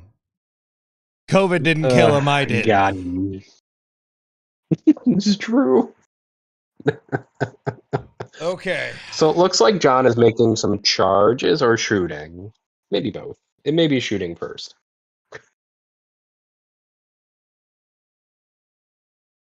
Yeah, it's shooting first. He's shooting some stuff to death real quick. I think those screens are about to evaporate to some concentrated might of the Emperor. Well, yeah, if you take that powder and then you add just a little battery acid and you get a paste that you can see the Emperor, I swear, every time. Yep. Yeah, I mean, I think we've just seen both squads that made up that screen just disappear completely from the table. Yeah, we've got it looks like 3 dudes left entirely, and those shots are coming through.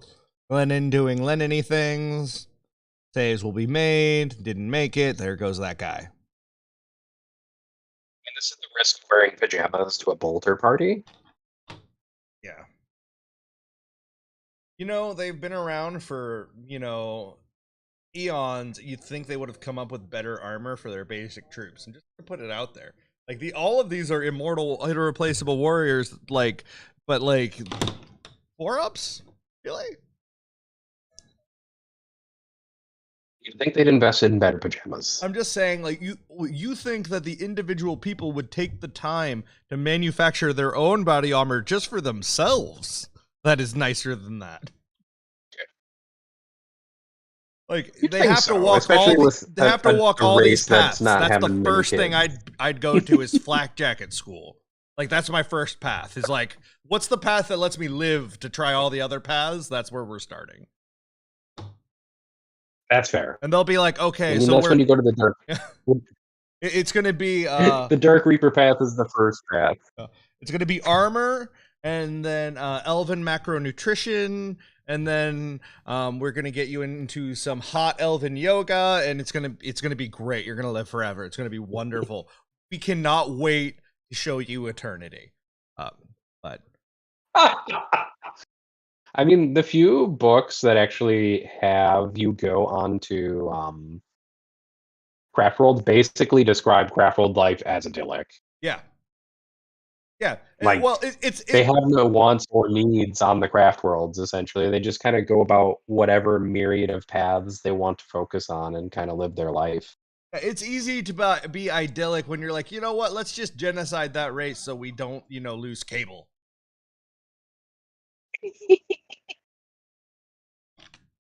Yeah. It's my favorite description of Eldar shenanigans yet. Yeah, like, oh, hey, look, that you know what? That solar system just needs to fall because I got my Netflix password, and they realized that I kept it and I've been using it for 200 years, and I don't really want to have that conversation. So let's just kill them all. That's why Eldar wipe out entire civilizations. It's to not have awkward conversations. They are the British of 40K. They're boom, they're like old British, not new British. British Empire. I love it. Everything about that. That was my favorite. Okay. Hey, I can rag on Eldar indefinitely. So it looks like it's a good hobby. So it looks like John made a charge into the Shining Spear. It's with a unit. Not sure what kind of unit it is, but it is a unit. If I had to guess, I'd say probably Repentia, but I could be wrong. I feel like that would be the unit, if I had it, that I would send in.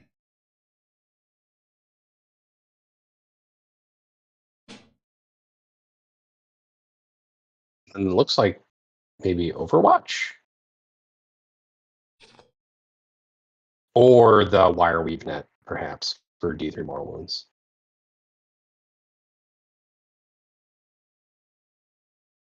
If those were Rangers.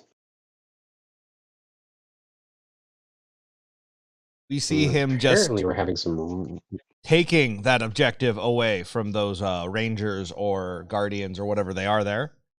And holding the other objective as well, or contesting it, I believe, as I think that Hank just had a model towed in or nothing at all. So again, it's this little stuff that leads to oh, that was a 2-point swing, but when you think about it, 2-point swing, that's 4 points every time. It's there are all these little things that really make a difference, and I think we're seeing that right now. It's actually my favorite example of what you can do with charges to be a jerk to your opponent. Is you can roll an 11 on a charge.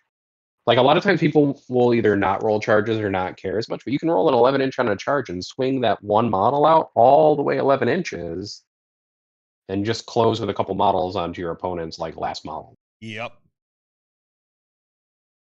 And so the examples that we're seeing here are how you can use those charge moves to really take some objectives from your opponent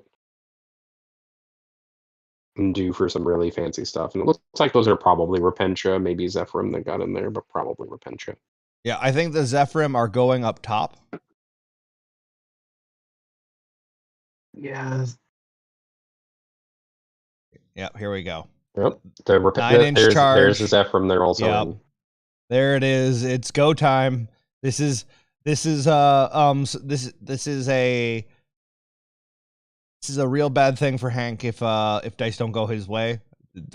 But if they do, like then Lennon has just fed him a key responsive unit, and he will be in a better place. I don't think that's going to happen. I don't think Lennon would have committed him if he didn't think they could do the job. We're gonna see. Do we want to pop over to the last table? We've gotten a bunch of notes thrown at us from our friendly stream hosts about what's going on in Tyler and Mitchell's game. Well, the Lee Steiger is doing a great job of nutshelling along the way for us, which we really appreciate. Both Steiger brothers, beacons, in the hobby, they've done a lot to really foster the Bellingham scene, and now just working behind the scenes, just kicking butt, getting it done. Make sure that we have the manpower we need with so many cancellations for Charity Hammer. We appreciate you guys. And we appreciate all you guys watching. There's just another 47 minutes until we're going to give away some more great prizes. I don't know what yet. I'm going to go over there and pick it. Will it be the Catachan Sergeant that's worth like $400, even though he's just an model? Maybe. I don't know. If I'm feeling saucy, it will be. Donate now, and you can find out. Again, that's Child's Play. You can donate that's for Child's Play. It's at charityhammer.com. www. Charityhammer.com is where you donate. Hit the donate link. Every $30 gets you a raffle ticket. Get fun raffle prizes like the $400 Catachan Sergeant. So I know that we've been commentating competitively to to try and take lines from each other, but maybe we should work together. It's a radical change to the format, but and that's on me, not on you. There's just enough of a delay that the speed I talk at, I end up interrupting you. Oh, it's fine. Oh, no. I'm so mad. Can you tell how mad I am, Mitch? I'm so upset. You are third bottle of cough syrup mad. I am exactly. That is how mad I am. Yeah. Third bottle of cough syrup, mad. I know exactly. But we're using mad more of in a Dickensian way than like an anger in the 21st century. I understand. And okay. So for any of the younger listeners out there wondering what Dickensian means, I would suggest you go on the internet and look up what a book is, and that's a good start. And eventually you'll find out what Dickensian means. You probably want to look up Dickens. No. Just start with books. Just consume all of books, and eventually you'll get there. That is the exact path I want to set people on. You'll eventually get to Dickens. Yeah. Eventually.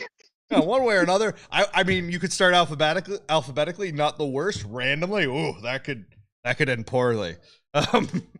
Yeah. It really just depends. But no matter how you do it, the important thing to understand is the children that were in the Dickensian setting were just as sad as the children we're taking care of now. But those ones could not have an Xbox to make their life better from all of the malnutrition and slave labor. We can do that now. We can give them video games. We can fix that part. We have the power. Do it now. Help the children. So for prime time on Friday, I definitely think that was a good pitch. That wasn't like, yeah, no, I definitely nailed that. Okay. You did fine, Mitch. You really pitched books well to the audience of like Zoomers that aren't here. Our average age of viewership is in its 30s. You've definitely as I mansplain books to them. Audience. Yes. It sounds like Tyler's charge phase is not exactly going according to plan, though. If everything that I'm reading in our notes are true, so it looks like there's this he's doing well in his crazy game. New stratagem called Tanglefoot. I hear it's good. Yes, and I hear that sometimes it can tangle the Ravener up. Is made an 11-inch charge. Oh, hachi machi. I was gonna say, sometimes Tanglefoot can even mess up a plan generations in the making. See? I See? love it. Yeah.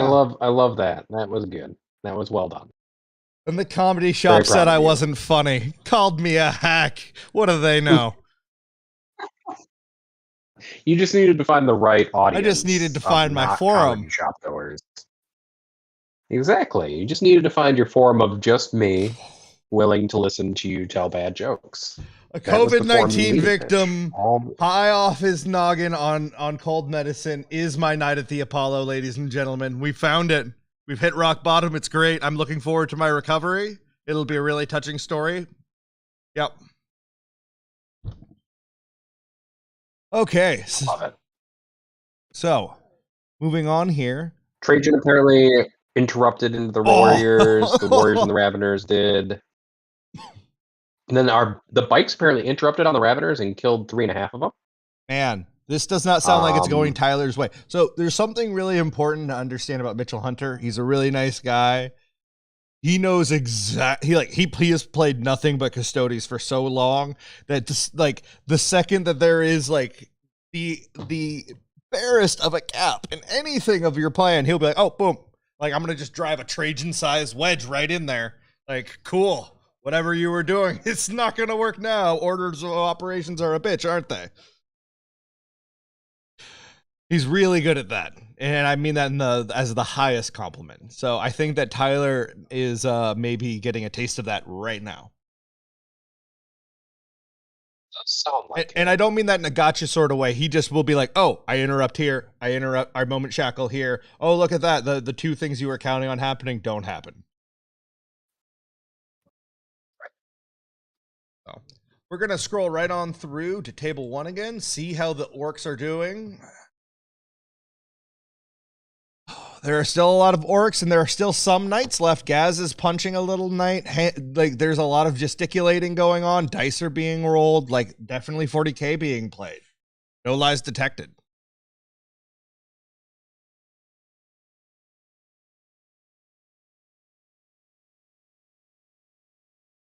Go. Oh man, I'm looking at 2 different things in the wrong place at the same time. Is what I'm doing. Wow, that's a Yeah, it lot looks of. like there are at least 2 fewer knights than last time we were on here. So there are 2 fewer armigers in the top right, and there's still an armiger in existence in the middle with Gaz in combat with it. That might be a war dog or warhound, whatever. Not warhound, the warglaive. We have the 2 big knights still up, which is an important thing, as that is a lot of gas still left in this knight's tank. I don't know that Noah has the CP to really inflict the mortals he needs to clear some of the orc stuff being shoved in his face right now. He might just have to charge in and try and get it done that way, but that's going to leave him open to being interrupted and yank from Sean. So he does have a melee knight, so he has a knight equipped for melee. So he could do it with the errant. He could use the errant or the paladin to clear out some stuff. No, absolutely. I think that it's just at that point you don't know if you bounce for some reason or if something doesn't go your way, you've now exposed yourself to orc combat, which is effective. Oh, it's looks like one of the orcs has had a bad day. Yeah, brevity is the short, or is the height of crumpin, as it were. It's true. Sometimes your day is short and you get crumped, but other days your day is long and you get to crump a lot. Yeah, and you do a lot of crumping. Exactly. Gotta remember, sometimes you run away from a fight. It's not running away. You're just going away so you can crump more later, guys. Sometimes There's you no have running to, away in orc. Sometimes you have to save crumping for later, otherwise you'll have nothing to crump later. And then you'll crump your boys, and you don't want to crump your boys. Exactly. Yeah. There's a whole crump economy going on here. Yeah, we have like a whole series of lower ranked players that we're just letting Anthony and Vanilla beat the shit out of behind the garage that no one gets to see. It's really heinous. We have a mop. It's kind of gruesome, but we're playing 40k, so we figured it's on theme as long as it's not shown. Twitch and YouTube should be okay in theory. I think the betting is legal because it's going to charity. Charity. But yeah. None of that's real. Are you telling me that you have to You have to go spray down the garage again to remove all the viscera. Yeah, it's the chunks that get caught in the flagstones that really stick with me. I mean, that sticks with me both emotionally as well as mentally, I won't lie. Yeah.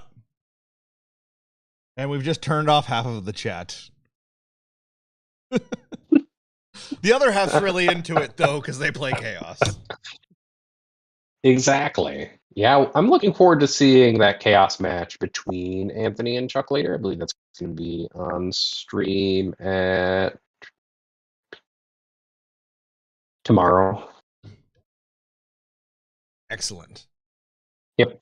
Tomorrow night from 9 p.m. to midnight, there will be a Chuck and Anthony matchup for new Chaos Who Dis, essentially. In which Anthony will show all of you what the new Chaos brings for violence. Wow, 13 secondary points suddenly scored. That's a few. Like, you can only That's score just- 45, and he's just like, you know what?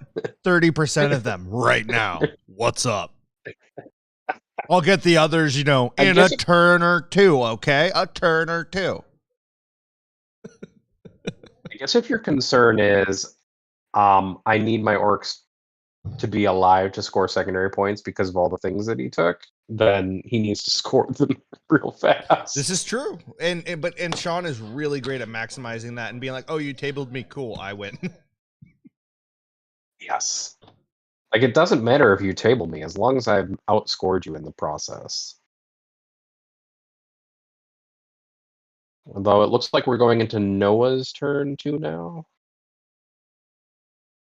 Based on primary being scored, Noah's got 8 primary that he just scored from holding 2 objectives. I'm sure the table boss could pop in here and tell us in our ear when they have a chance. They should have headphones on. Magic. Are you saying that somebody can magically tell us what is going on? Lava.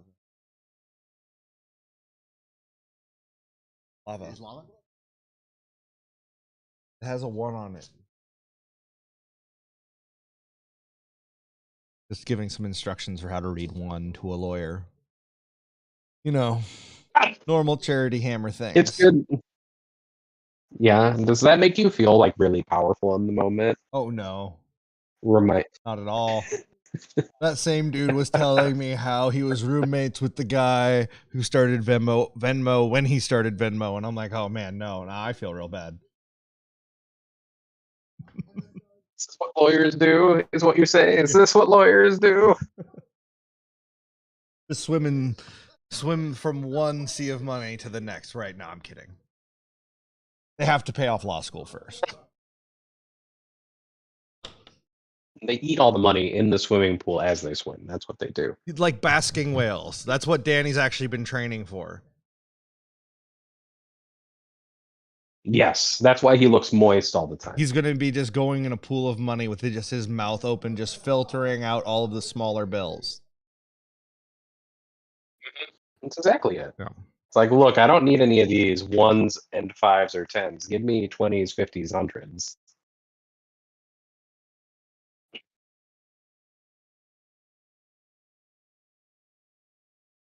Okay. So it looks like they're resolving some combat still. I am. Oh, okay. I don't know if we're actually in turn 2 or not. Right. Oh, nope. No, just got his CP. So I think they were just talking about maybe some pregame stuff or maybe some command phase stuff. And that makes sense. And the big knights are not tied up right now, so he can. Right.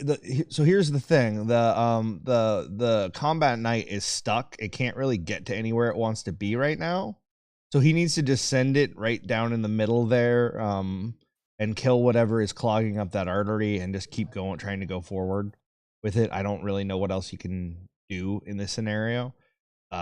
We are seeing like picture perfect, like zoned move blocking from Naden here, and this is what you expect from the captain of Team America, and it's what we're getting. And it is just I think it really speaks to how much orcs have also been buffed with this new these new few 3 PDFs. 3 PDFs, yeah. There are 3 PDFs have changed the whole way we see the game, and I think that I'm seeing people coming back and wanting to talk and who maybe have not been actually involved that much in Ninth because for whatever reason it hasn't had quite the right vibe, and the changes to secondaries and CP and everything are bringing people back. Whether or not you like the changes, it's definitely getting people talking and getting them interested, and I am excited to see what the next 6 months of this pack look like, and then what they choose to do from there. I really hope that we start to see a much healthier cycle of input from the community at large. There will always be the salty 40k players and the people who complaining is their fourth part of the hobby. But for everyone else, I hope that people maybe get more used to being able to give the feedback through proper channels to actually get things to change the way that people want to see it to have more fun. And we start to actually build maybe some trust in that, okay, the balance updates aren't always going to be perfect. I think everyone looks at what Necrons are now and like, oh, that's a little spicy. But at the same time, we're like, you have been like the only people you get to step on are guard. So like, and it's been that way for a while. I mean, they have gotten better with the last balance update as well, but with these 2 updates, they are now going to be in the S tier most likely. And everyone's, I think, okay with that, going like, okay, in 3 months, if they're too hot, they can be like, you know what, Silent King, you don't get core. You know what, all vehicles don't get all rerolls. I'm sorry. But they can have some fun in the sun again, and that is cool. And the fact that everyone can have hope that their army might be good in 3 months, I think is a really important change in how people will perceive the game. Agreed. I agree. I monologued there, sorry. Oh, I'm so mad. See, he's mad again, guys. And he's, what is it? Dickensian mad. That's what we call a callback. So if you want to know what a callback is, kids, you're going to want to go on the internet and look up comedy. And just start there, and you'll eventually get to callbacks. Jeez. If you can't tell, Mitch has a problem with the youth of today. Oh, I love the youth. I just like sarcastically talking down to them as if they haven't existed with every form of media that we've had in every part of their life all the time. And I think it's hilarious that that people are like, hey, if you remember what a book is, like, yeah, we know what a book is. We just don't know why you still have them. That's not the question.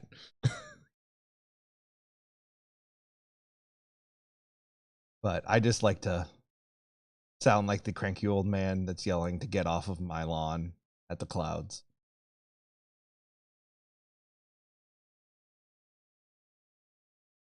Okay, so we should talk about 40k. We see that knight has shunted over to the left, and then the other one has shunted down, going to really get into some hard contact with orcs, it looks like.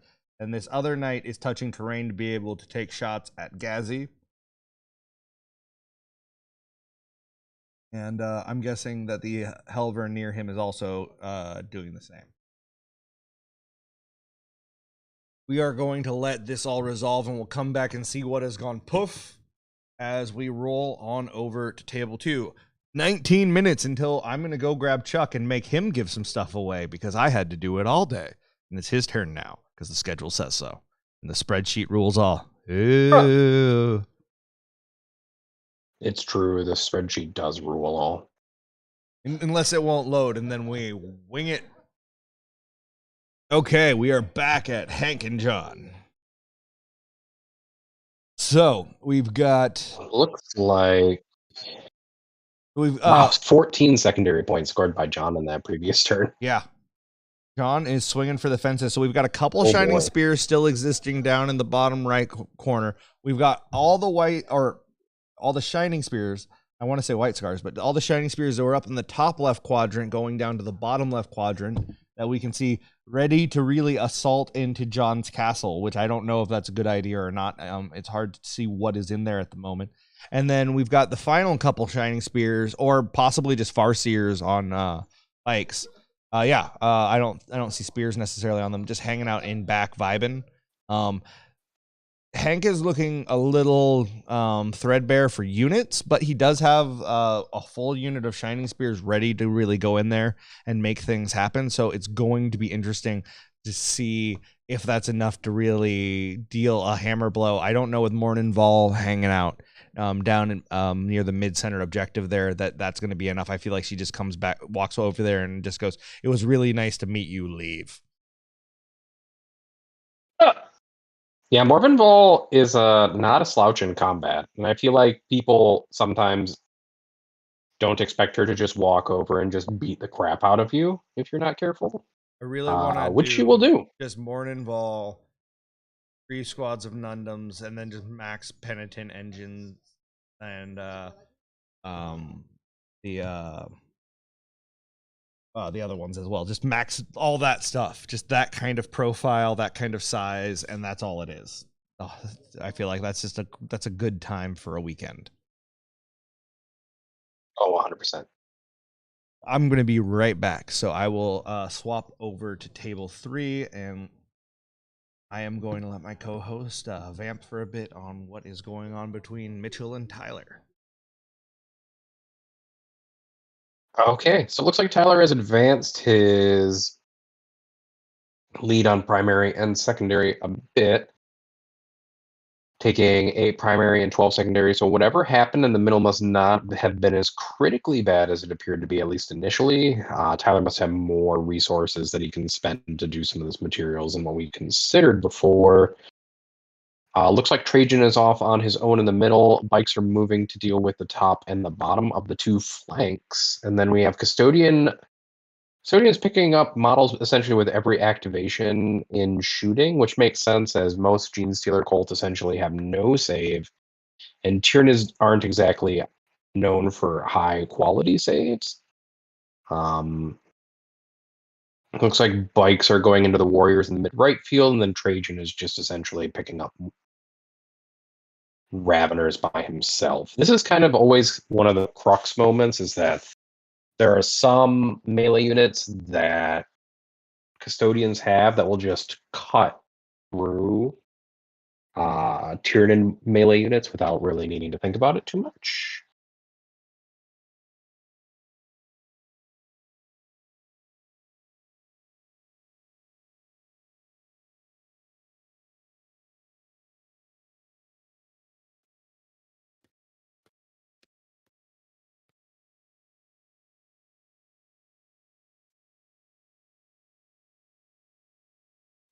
Let's see what else is going on real quick.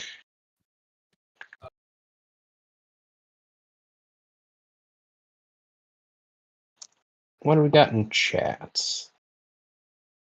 Just Nurgle Matt. Hi, Nurgle Matt. Welcome to the chat. I can see that you're just trying to help out. Giving people a link. If people want to donate, they can donate at charityhammer.com. There is a donate button there that you can use in order to donate to the charity, which is Child's Play, which provides toys, video games, and other things to domestic violence shelters as well as children's hospitals, so that children going through some of the worst experiences that they have needed to go through thus far can at least be entertained and have an enjoyable experience in those places, to help deal with those very stressful situations. Let's see what else we got. Yeah, looks like Trajan will be clearing out that Ravener squad. And to me, it's starting to look like Tyler is going to start running out of units to trade with. And some of it may be determined by whether or not he can establish enough of a lead on primary and secondary points that won't matter. There's a bunch of gesticulating happening at the table, though, so I wonder what we're going to see next coming from that table.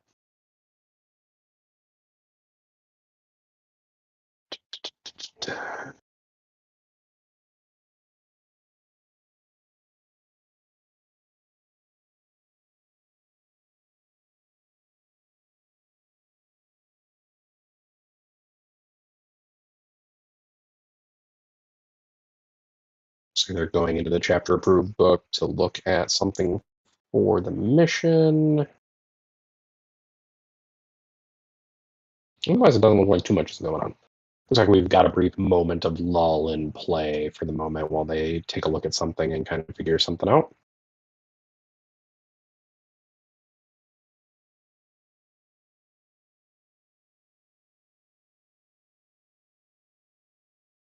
So, Chad, if you have any questions, I can definitely participate with y'all for a little bit. I am watching the YouTube chat closely at the moment.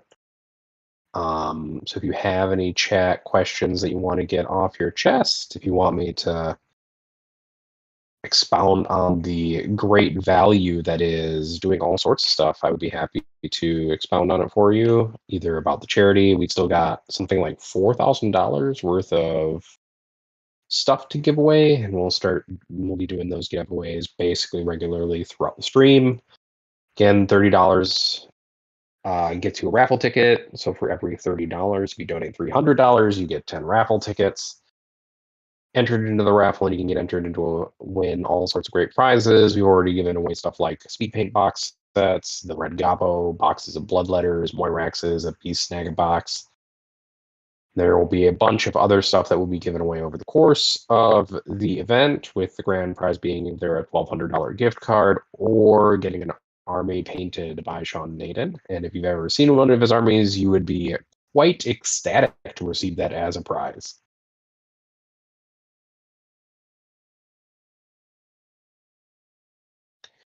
In Realize, if you want to chat about Nid's stuff, I'm happy to chat about Nid's stuff in the YouTube chat. Can talk about how I'm either going to go full on warrior spam or just have like one 9-man brick and then a pyropod still, because I love that pyropod. There have been so many moments where it has been very useful in multiple matchups. People tend to get very distracted when you drop 2-3-man pyrovore units into their backfield, and then they get vomited on for 66 strength 6 AP 2 damage 2 shots. Looks like we're back to the game now. Looks like we're doing some movement.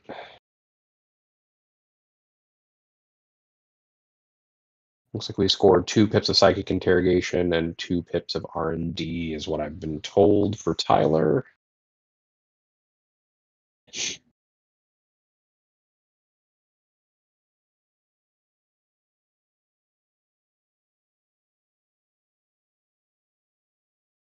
It's been told that Tyler is on 0 for primary this turn, actually. So all that primary is from the previous turn.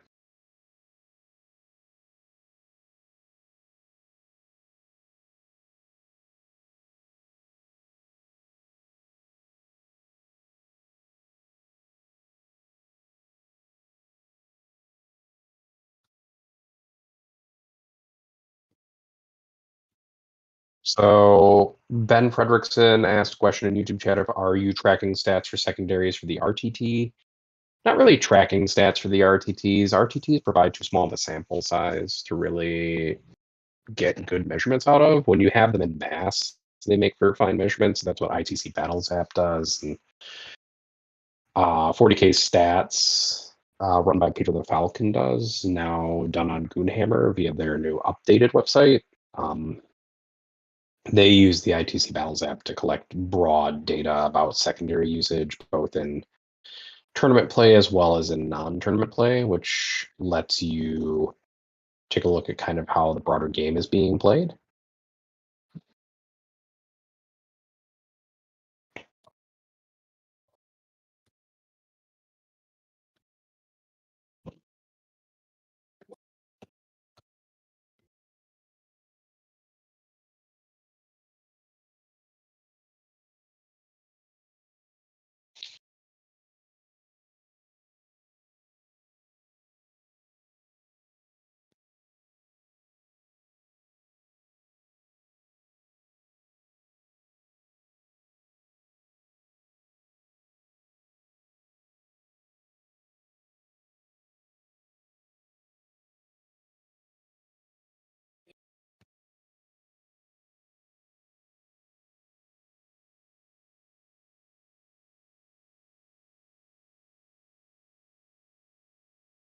You will try to start tracking I am secondary back. usage. Not every. Oh my gosh! Okay. I wasn't prepared for voices in my ears. Sorry, did I come in too hot there? No, I was just, oh my gosh, people.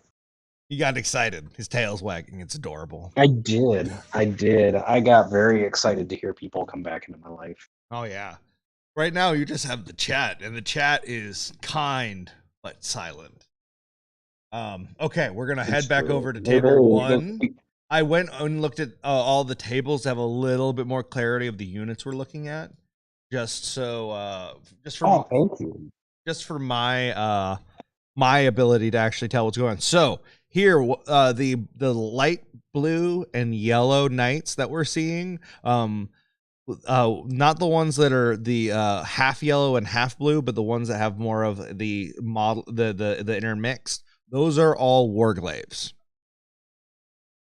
So we have one in the top left-hand corner here. We have one near the dead center middle of the table, just above Sean's transport, and then we have one over by the big knight in the top right-hand corner next to a Helvern, and then we have a Helvern up top center objective as well. So that's a little bit of information for what's going on there.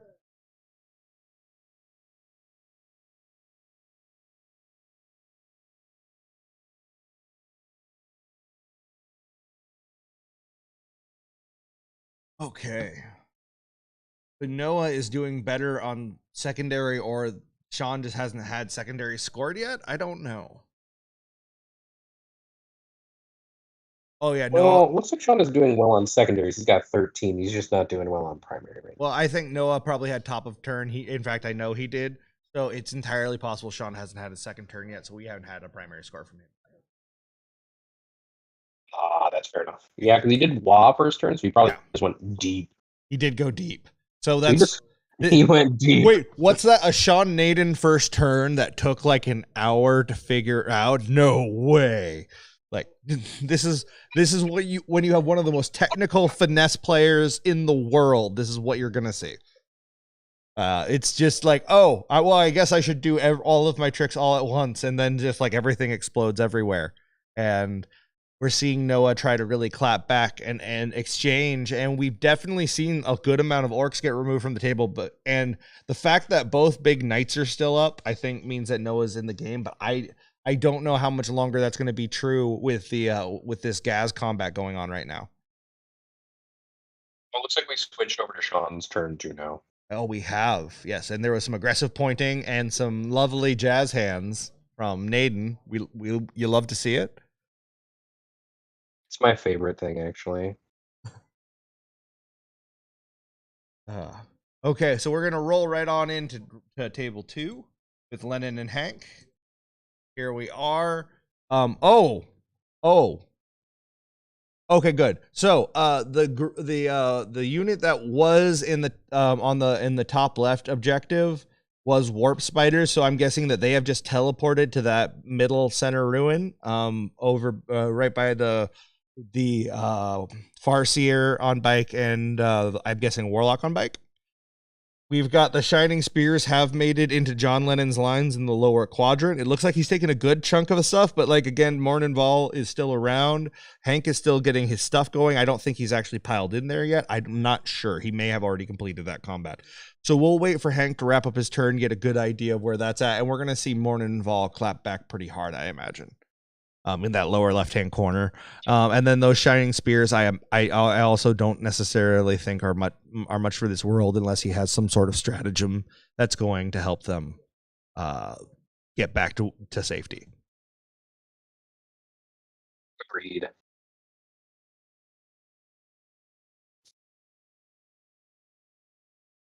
Okay.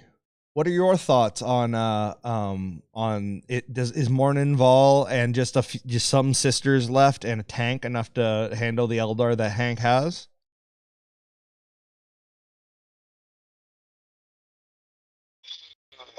This is one of those things.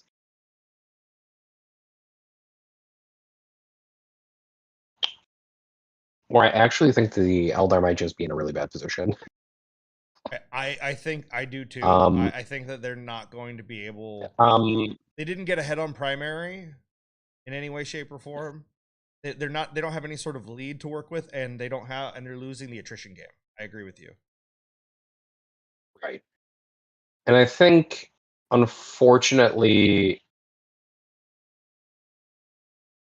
maybe it's just that the not enough punch from those Shining Spear units to really like punch through his units. The Armor of Contempt. Yeah, especially with Armor of Contempt in play. Yeah, I wonder. Yeah, Hank might just be finding that the juice isn't worth the squeeze. There isn't enough gas in the tank. Whatever sort of liquid in container sort of metaphor you need, I think that the Shining Spears just might not have enough sloshing around in there.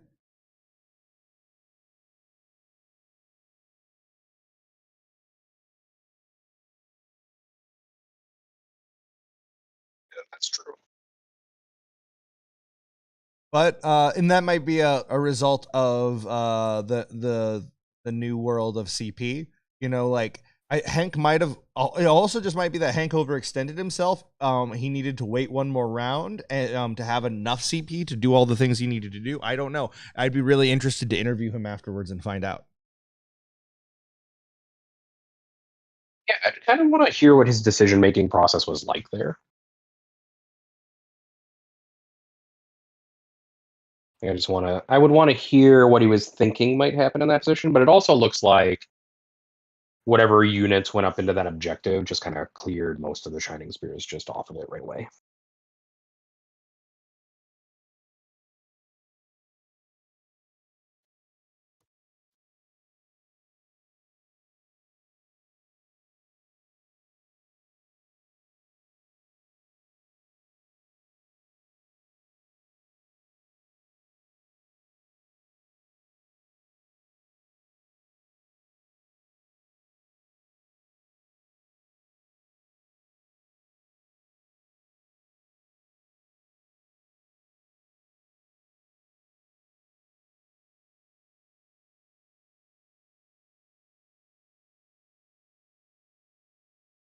Okay, we're gonna roll on to the next game as it looks like things are not going well for.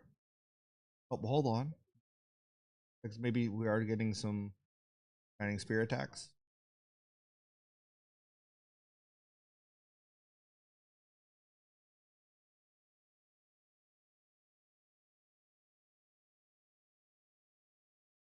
A whole unit of sisters just disappear.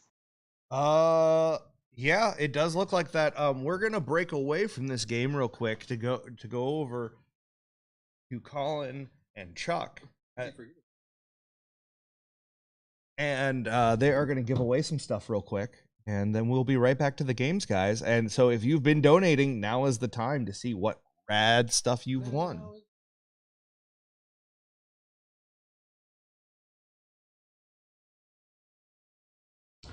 I bet you're thinking you're too cool to boogie.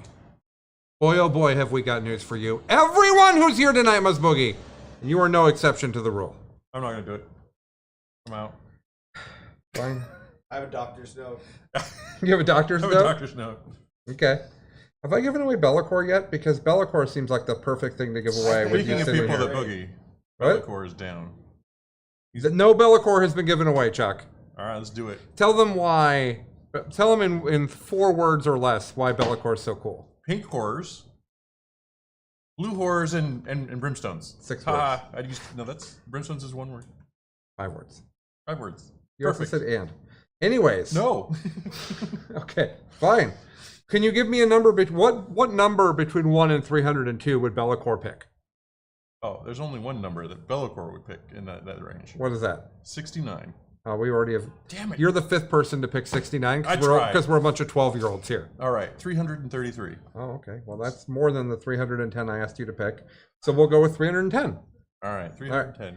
Greg Gonzalez, who is the most recent person, one of the most recent people to donate. Thank you, Greg, for helping children. We really appreciate it. In return, we will send you Be'lakor. I hope that you have use for Be'lakor because he's dope. He's one of the coolest models in the entire game. He's super fun. Put him together without attaching the base until you're done painting him. Then he's super great. Why is that? He's very hard to paint with the way his base is. Okay. There you go. Hot tips. Oh, yeah. Oh, look, Bellacor's right there. Dun dun, Greg Gonzalez, you get Bellacor. Oh, it's such a cool model. Yes, I love him. I've actually You considered have to buying another magnetize one. the heads on the wings so that you can do it for 40K and for fantasy. That is not true. You do what you want. Just to have it modeled correctly. Otherwise, they're going to be like, no, that's a fantasy Bellacore. You can't have that here. Mitch, 1 to 309. Nine. But not 69. But not 69. No, I know that. Yeah. I know. We'll go with 287. That's a solid number. 287 is Noah Badom's wife, Jessica Badom. Oh! They're not going to want to win that. No, they won't. We'll jump it up to 290, and Jeff Jew will win a Art of War War Room subscription for 1 month. Awesome. Nice. You get to win that in addition to other prizes. That's a bonus prize. So you're still in here to win other things. Jeff, everybody, $30 gets you a raffle ticket. Every single dollar goes to Child's Play. That's a charity that helps children in children's hospitals around the world. They also help domestic abuse shelters. It's an amazing thing. That email that you get back, that's tax deductible. Rock it. The person who donates the most over the course of the whole weekend gets signed objective markers from everyone here at Charity Hammer. Super cool prize. The top prizes of the raffle that we're going to give away on Sunday are $1,200 gift certificate to Hammerhead Games. Buy whatever the heck you want that they sell. Or Sean Naden will paint your army. You send him 2,000 points of army, he'll paint them and send them back. He even said it could have a bunch of infantry in it. He said that. So there's still lots of time to donate. We're approaching $11,000. Would love to get higher up there. At the very least, we need to pass 12,005 because that's what we did at our second biggest event ever. So. So that's what's going on here. And I think now we're going to kick it back to the games. But in about an hour, we'll jump in and we'll give away something fun that I'll tell you about right now. I'm going to tell you right now that we're going to give away. There's too many spreadsheets in front of me on all these different devices. No, I'm not going to tell you. What I can tell you about what's going to be here at 9 o'clock while we vamp for the rounds to get set up is there will be an adorable puppy here. So come back for that. Which one? Luna. Oh, yeah.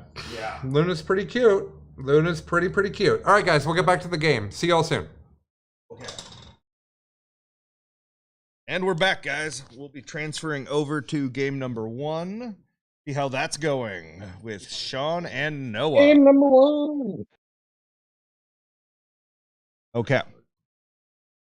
So we're seeing Sean's turn 2. So indeed, now he has his 8 primary.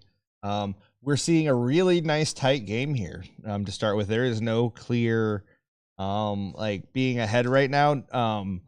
Sean is committing a lot of resources up. He's going to have to hit hard, and he needs to make knights disappear, because if he doesn't, he's going to disappear. And that's really just how this game is going to, it's what it's going to come down to. But I'm sure Sean has a plan. He always does. And I cannot wait to see how it unfolds. How about you?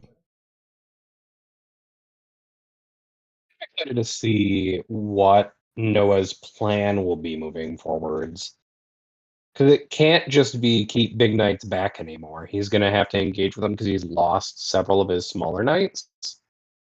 So we see the boss on Squigosaur still has moving up on in the top right there, getting into a Warglaive that already has, it looks like, 6 wounds on it. Sorry, I did not mean to interrupt. Oh, no, that's fine. I mean, unfortunately, I think because Sean was able to engage early and often and jam a big knight back into a corner. Mm-hmm. Like, I think Noah's going to have a hard time now engaging because of it.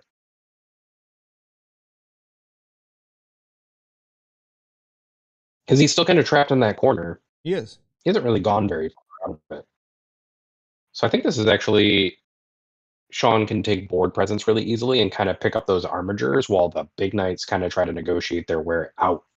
I think of a jam. I think it basically it's this turn of combat. If he whiffs here, or if for some reason knights survive and then those knights are able to slap back, I feel like that what's holding the knights in combat and back will evaporate, and I think that that's the sort of the pivotal turning point here. Right, I agree. Okay, so we're gonna roll right on into table 2 because we gave away stuff. So there's more to catch up on. Oh, that's a lot less sisters that were around. So yeah, there's like no sisters around anymore. Ornenval's coming out to play though. We knew this was gonna happen. This is the matchup we expected. Once those Shining Spears charged down there, they were always going to end up with this. We see the Rhino going to tag that squad of Guardians, I believe, over there, and then yeah, just lots of little movement details for John, just setting up all of his plays. Both players now playing with very few models. Any sort of spike or in dice rolls here could really throw the game one way or another, I think, since we're still only in round 3.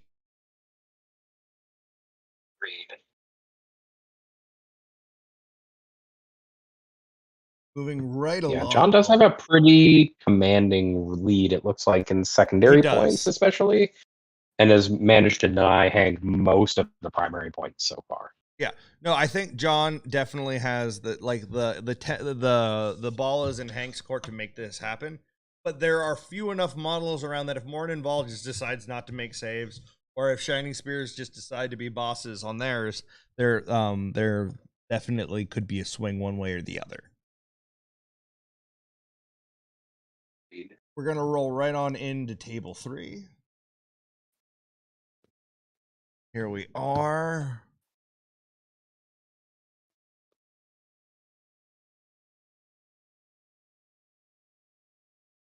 We've got bikes picking up big bases in the backfield there. I am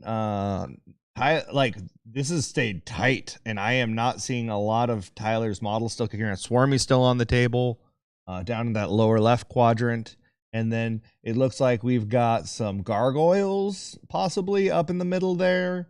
And then some Ripper Swarm bases in the top left quadrant, holding that objective. And while some bikes, it looks like, are hanging out. Or that might be a dead pile of bikes. I think that is a dead pile, but I'm not sure. I think it is a dead pile of bikes. No.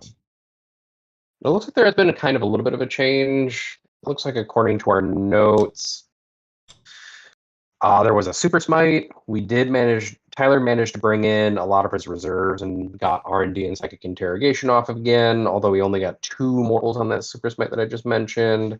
Swarmlord managed to make it into combat with Trajan and then killed Trajan Valoris in melee combat before overrunning. Nice. But since Swarmlord is that Auric Mortalis target, that's a big deal. Absolutely. Yeah, this is well, he still has lots of bikes left that can pick up Swarmlord at range, which is not something that Tyler can be happy about, I have to imagine. So definitely not. So I feel like that is a real problem for Tyler, and I don't know. I see looks like a few infantry custodes left right around the center, right above the middle ruin there. And we're gonna see exactly it looks like we're going into Mitchell's turn now, as he just gained some CP. There you go. So I will be muted for just a moment. I gotta take care of something. You're fine.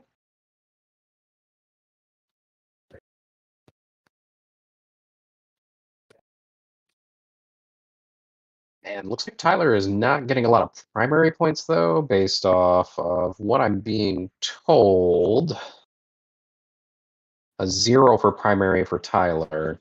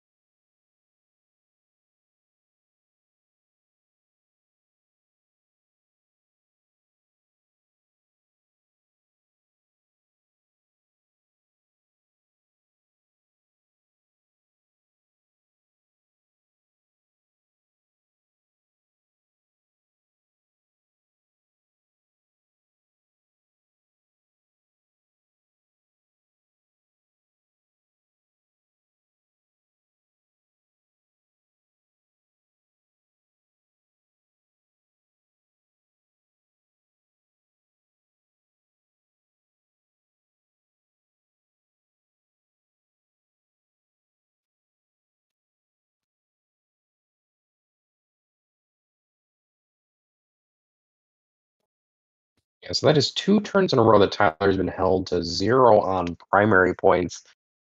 If that's going to continue and Mitchell continues to deny him those, he may just get swamped out towards the end of the game as he uses resources for getting the secondaries in particular.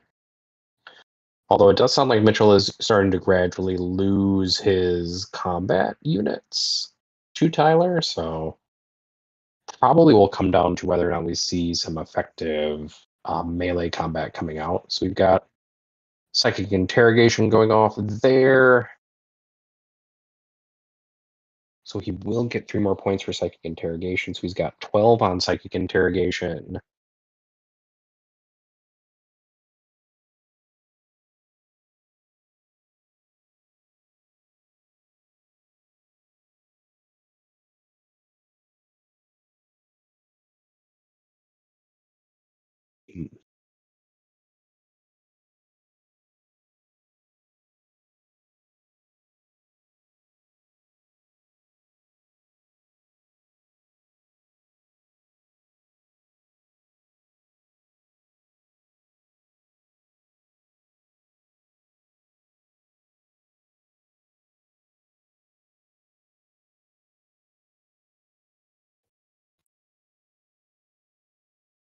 Looks like Mitchell also has both units of bikes still, or at least part of both units of bikes still, in the far left-hand side and on the bottom right-hand side of the screen.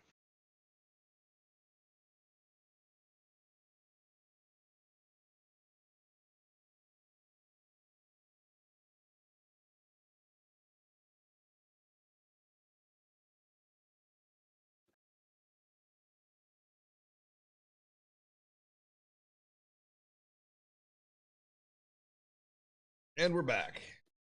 Looks Okay, like, guys. Looks like Catalyst was just denied, so Tyler's going to be leaning in.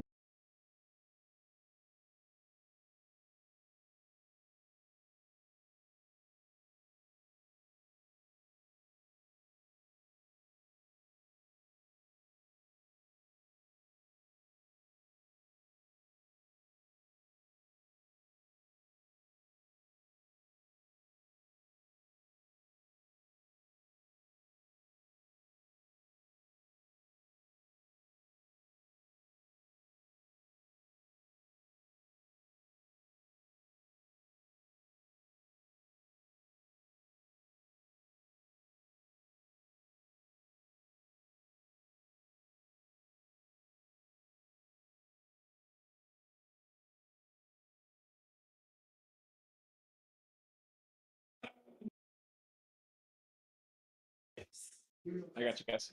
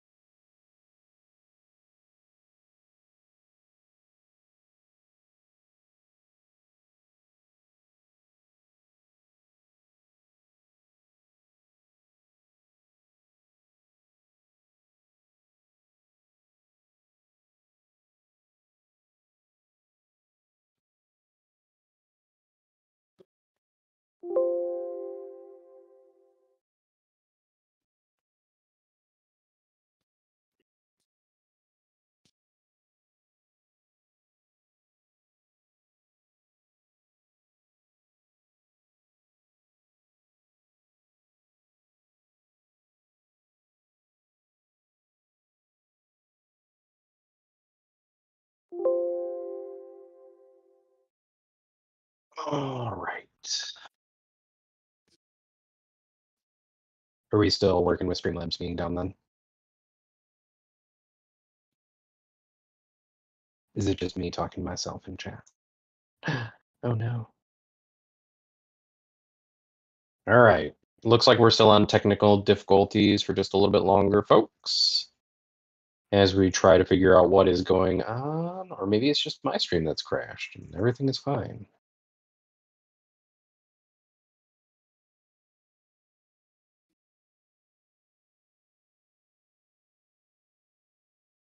Well, that's just me talking. But I'm glad that to see that we have audio.